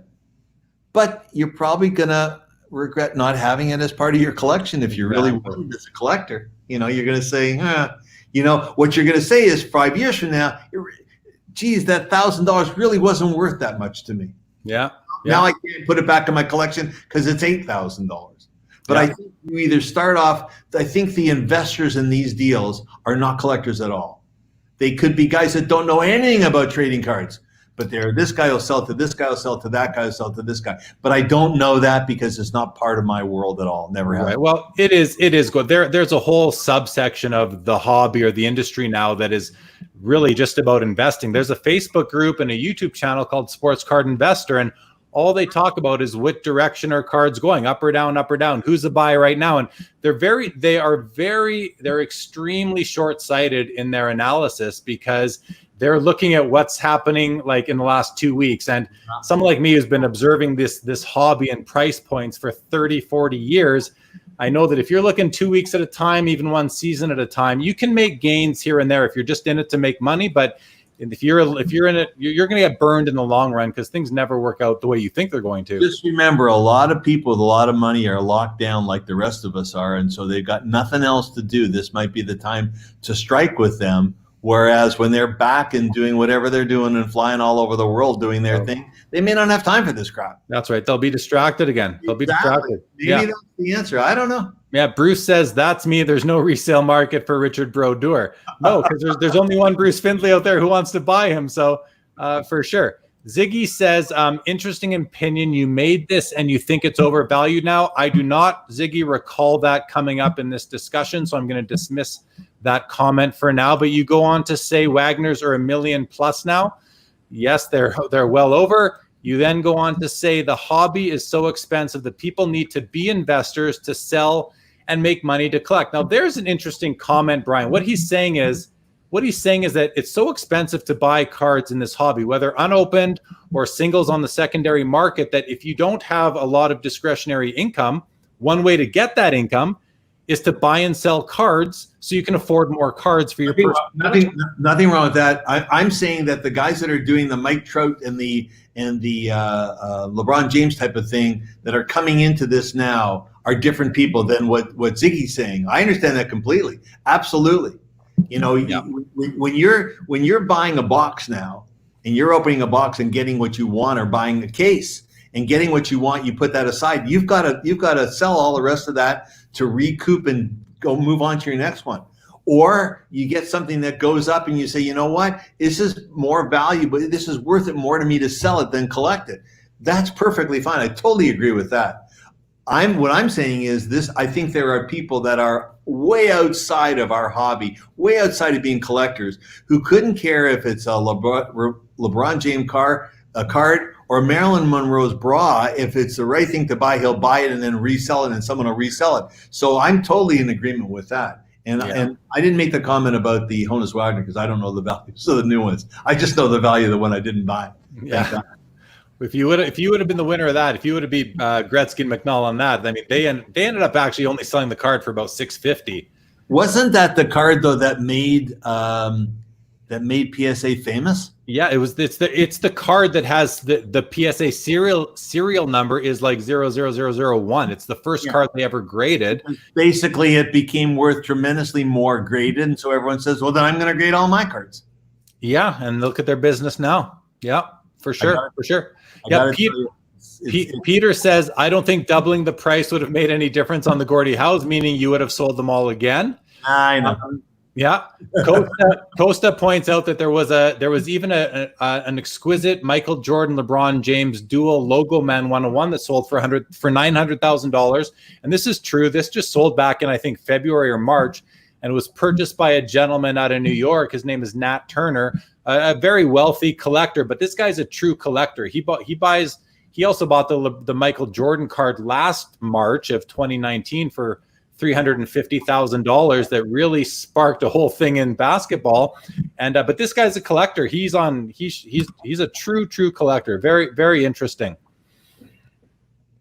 Let's see what else we have here. Lots of stuff. What does Lars say? The hobby is the smile on a kid's face when finishing his set, or pulling an autograph of your favorite player for the first time, or getting a high grade on your Griffey rookie and knowing you'll never sell it. I mean, there's all sorts of things that represent what the hobby is. Different to everybody, right? We all are in it for our own reasons. We all approach it differently. I say this every show. We all approach the hobby differently, and that's what keeps it so interesting. I got to tell you, it's not this way now, but way back when I was opening sets, the thing that bothered you most is if, let's say, you needed number 64 Dick Duff, and you needed him to finish your set, and he wasn't the key card in the set, but that's what you needed.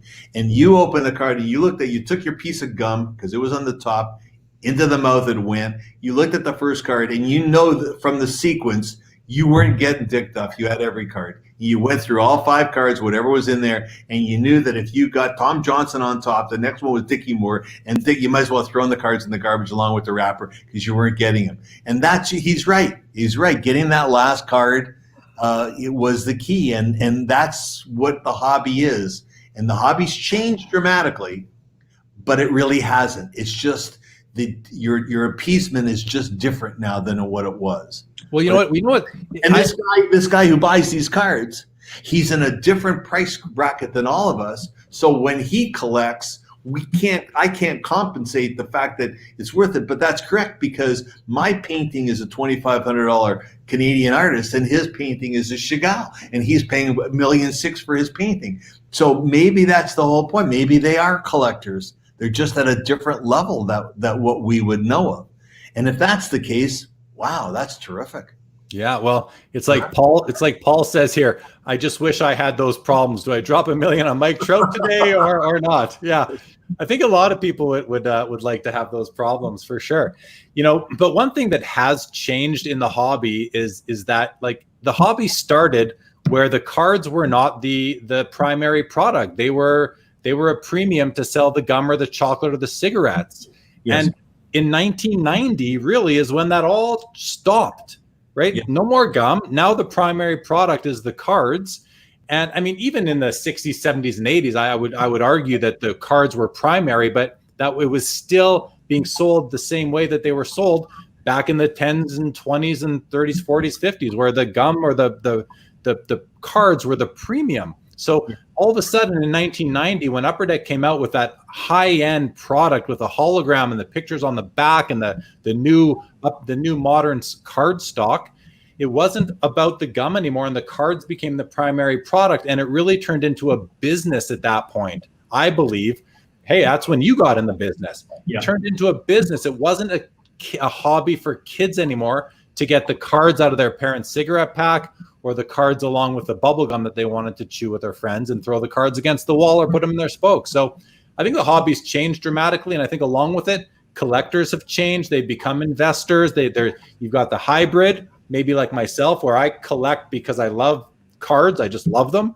but I also look at them as assets in my overall portfolio. And did I buy any of your mega patches? I don't think any of them are for sale.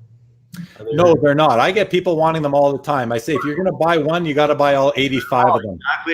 Exactly right. Yeah, no, it's a very interesting dynamic, and I would imagine that a guy who collected the Topps 1955 baseball would look at the Mike Trout card and just shake his head, wouldn't understand it. But there are guys out there with that kind of money who don't want anything but the most valuable, the number one, the highest rated on PSA or whatever grade level you want to look at it. That's what they want to have. I have a good friend in Toronto who just bought the shoe collection out of the Sotheby's, and they knew he was coming, so they took away the number one shoe. They knew they sold him the other 49, either it was 49 out of 50, I think it was, and they hid the other one, the number one. They made it separate because they knew if he bought the first auction that he had to buy the second one. And he did. He had to buy the second one and pay double for it. And now, apparently, Jordan puts on this television show in which he shows a sneaker that he put back on when he after he retired from baseball. He was in the finals again, and he put on one of his sneakers from a couple years earlier when he won, and his foot was bleeding, or someone was telling me the story.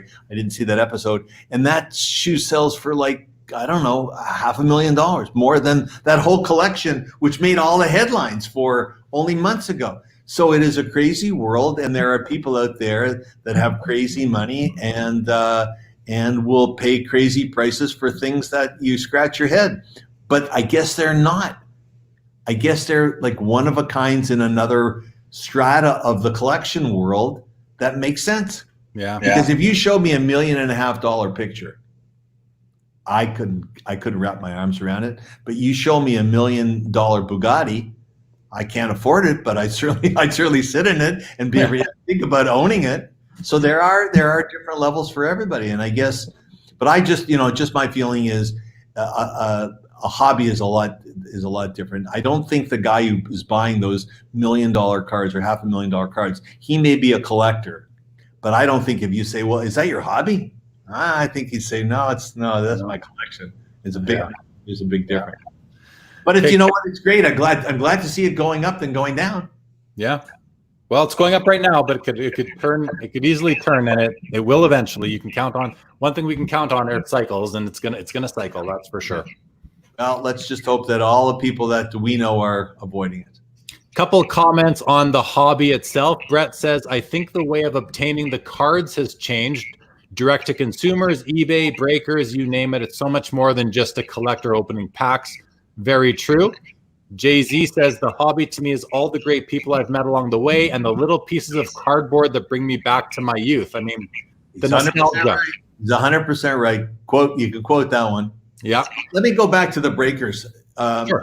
Breakers is sort of, it's not necessarily new. It's fairly new to me because I remember going into the National maybe 2 or 3 years ago, and all of a sudden seeing these huge area of breakers. Yeah. I mean, I think it's probably, you tell me, has it taken over a big section of the industry?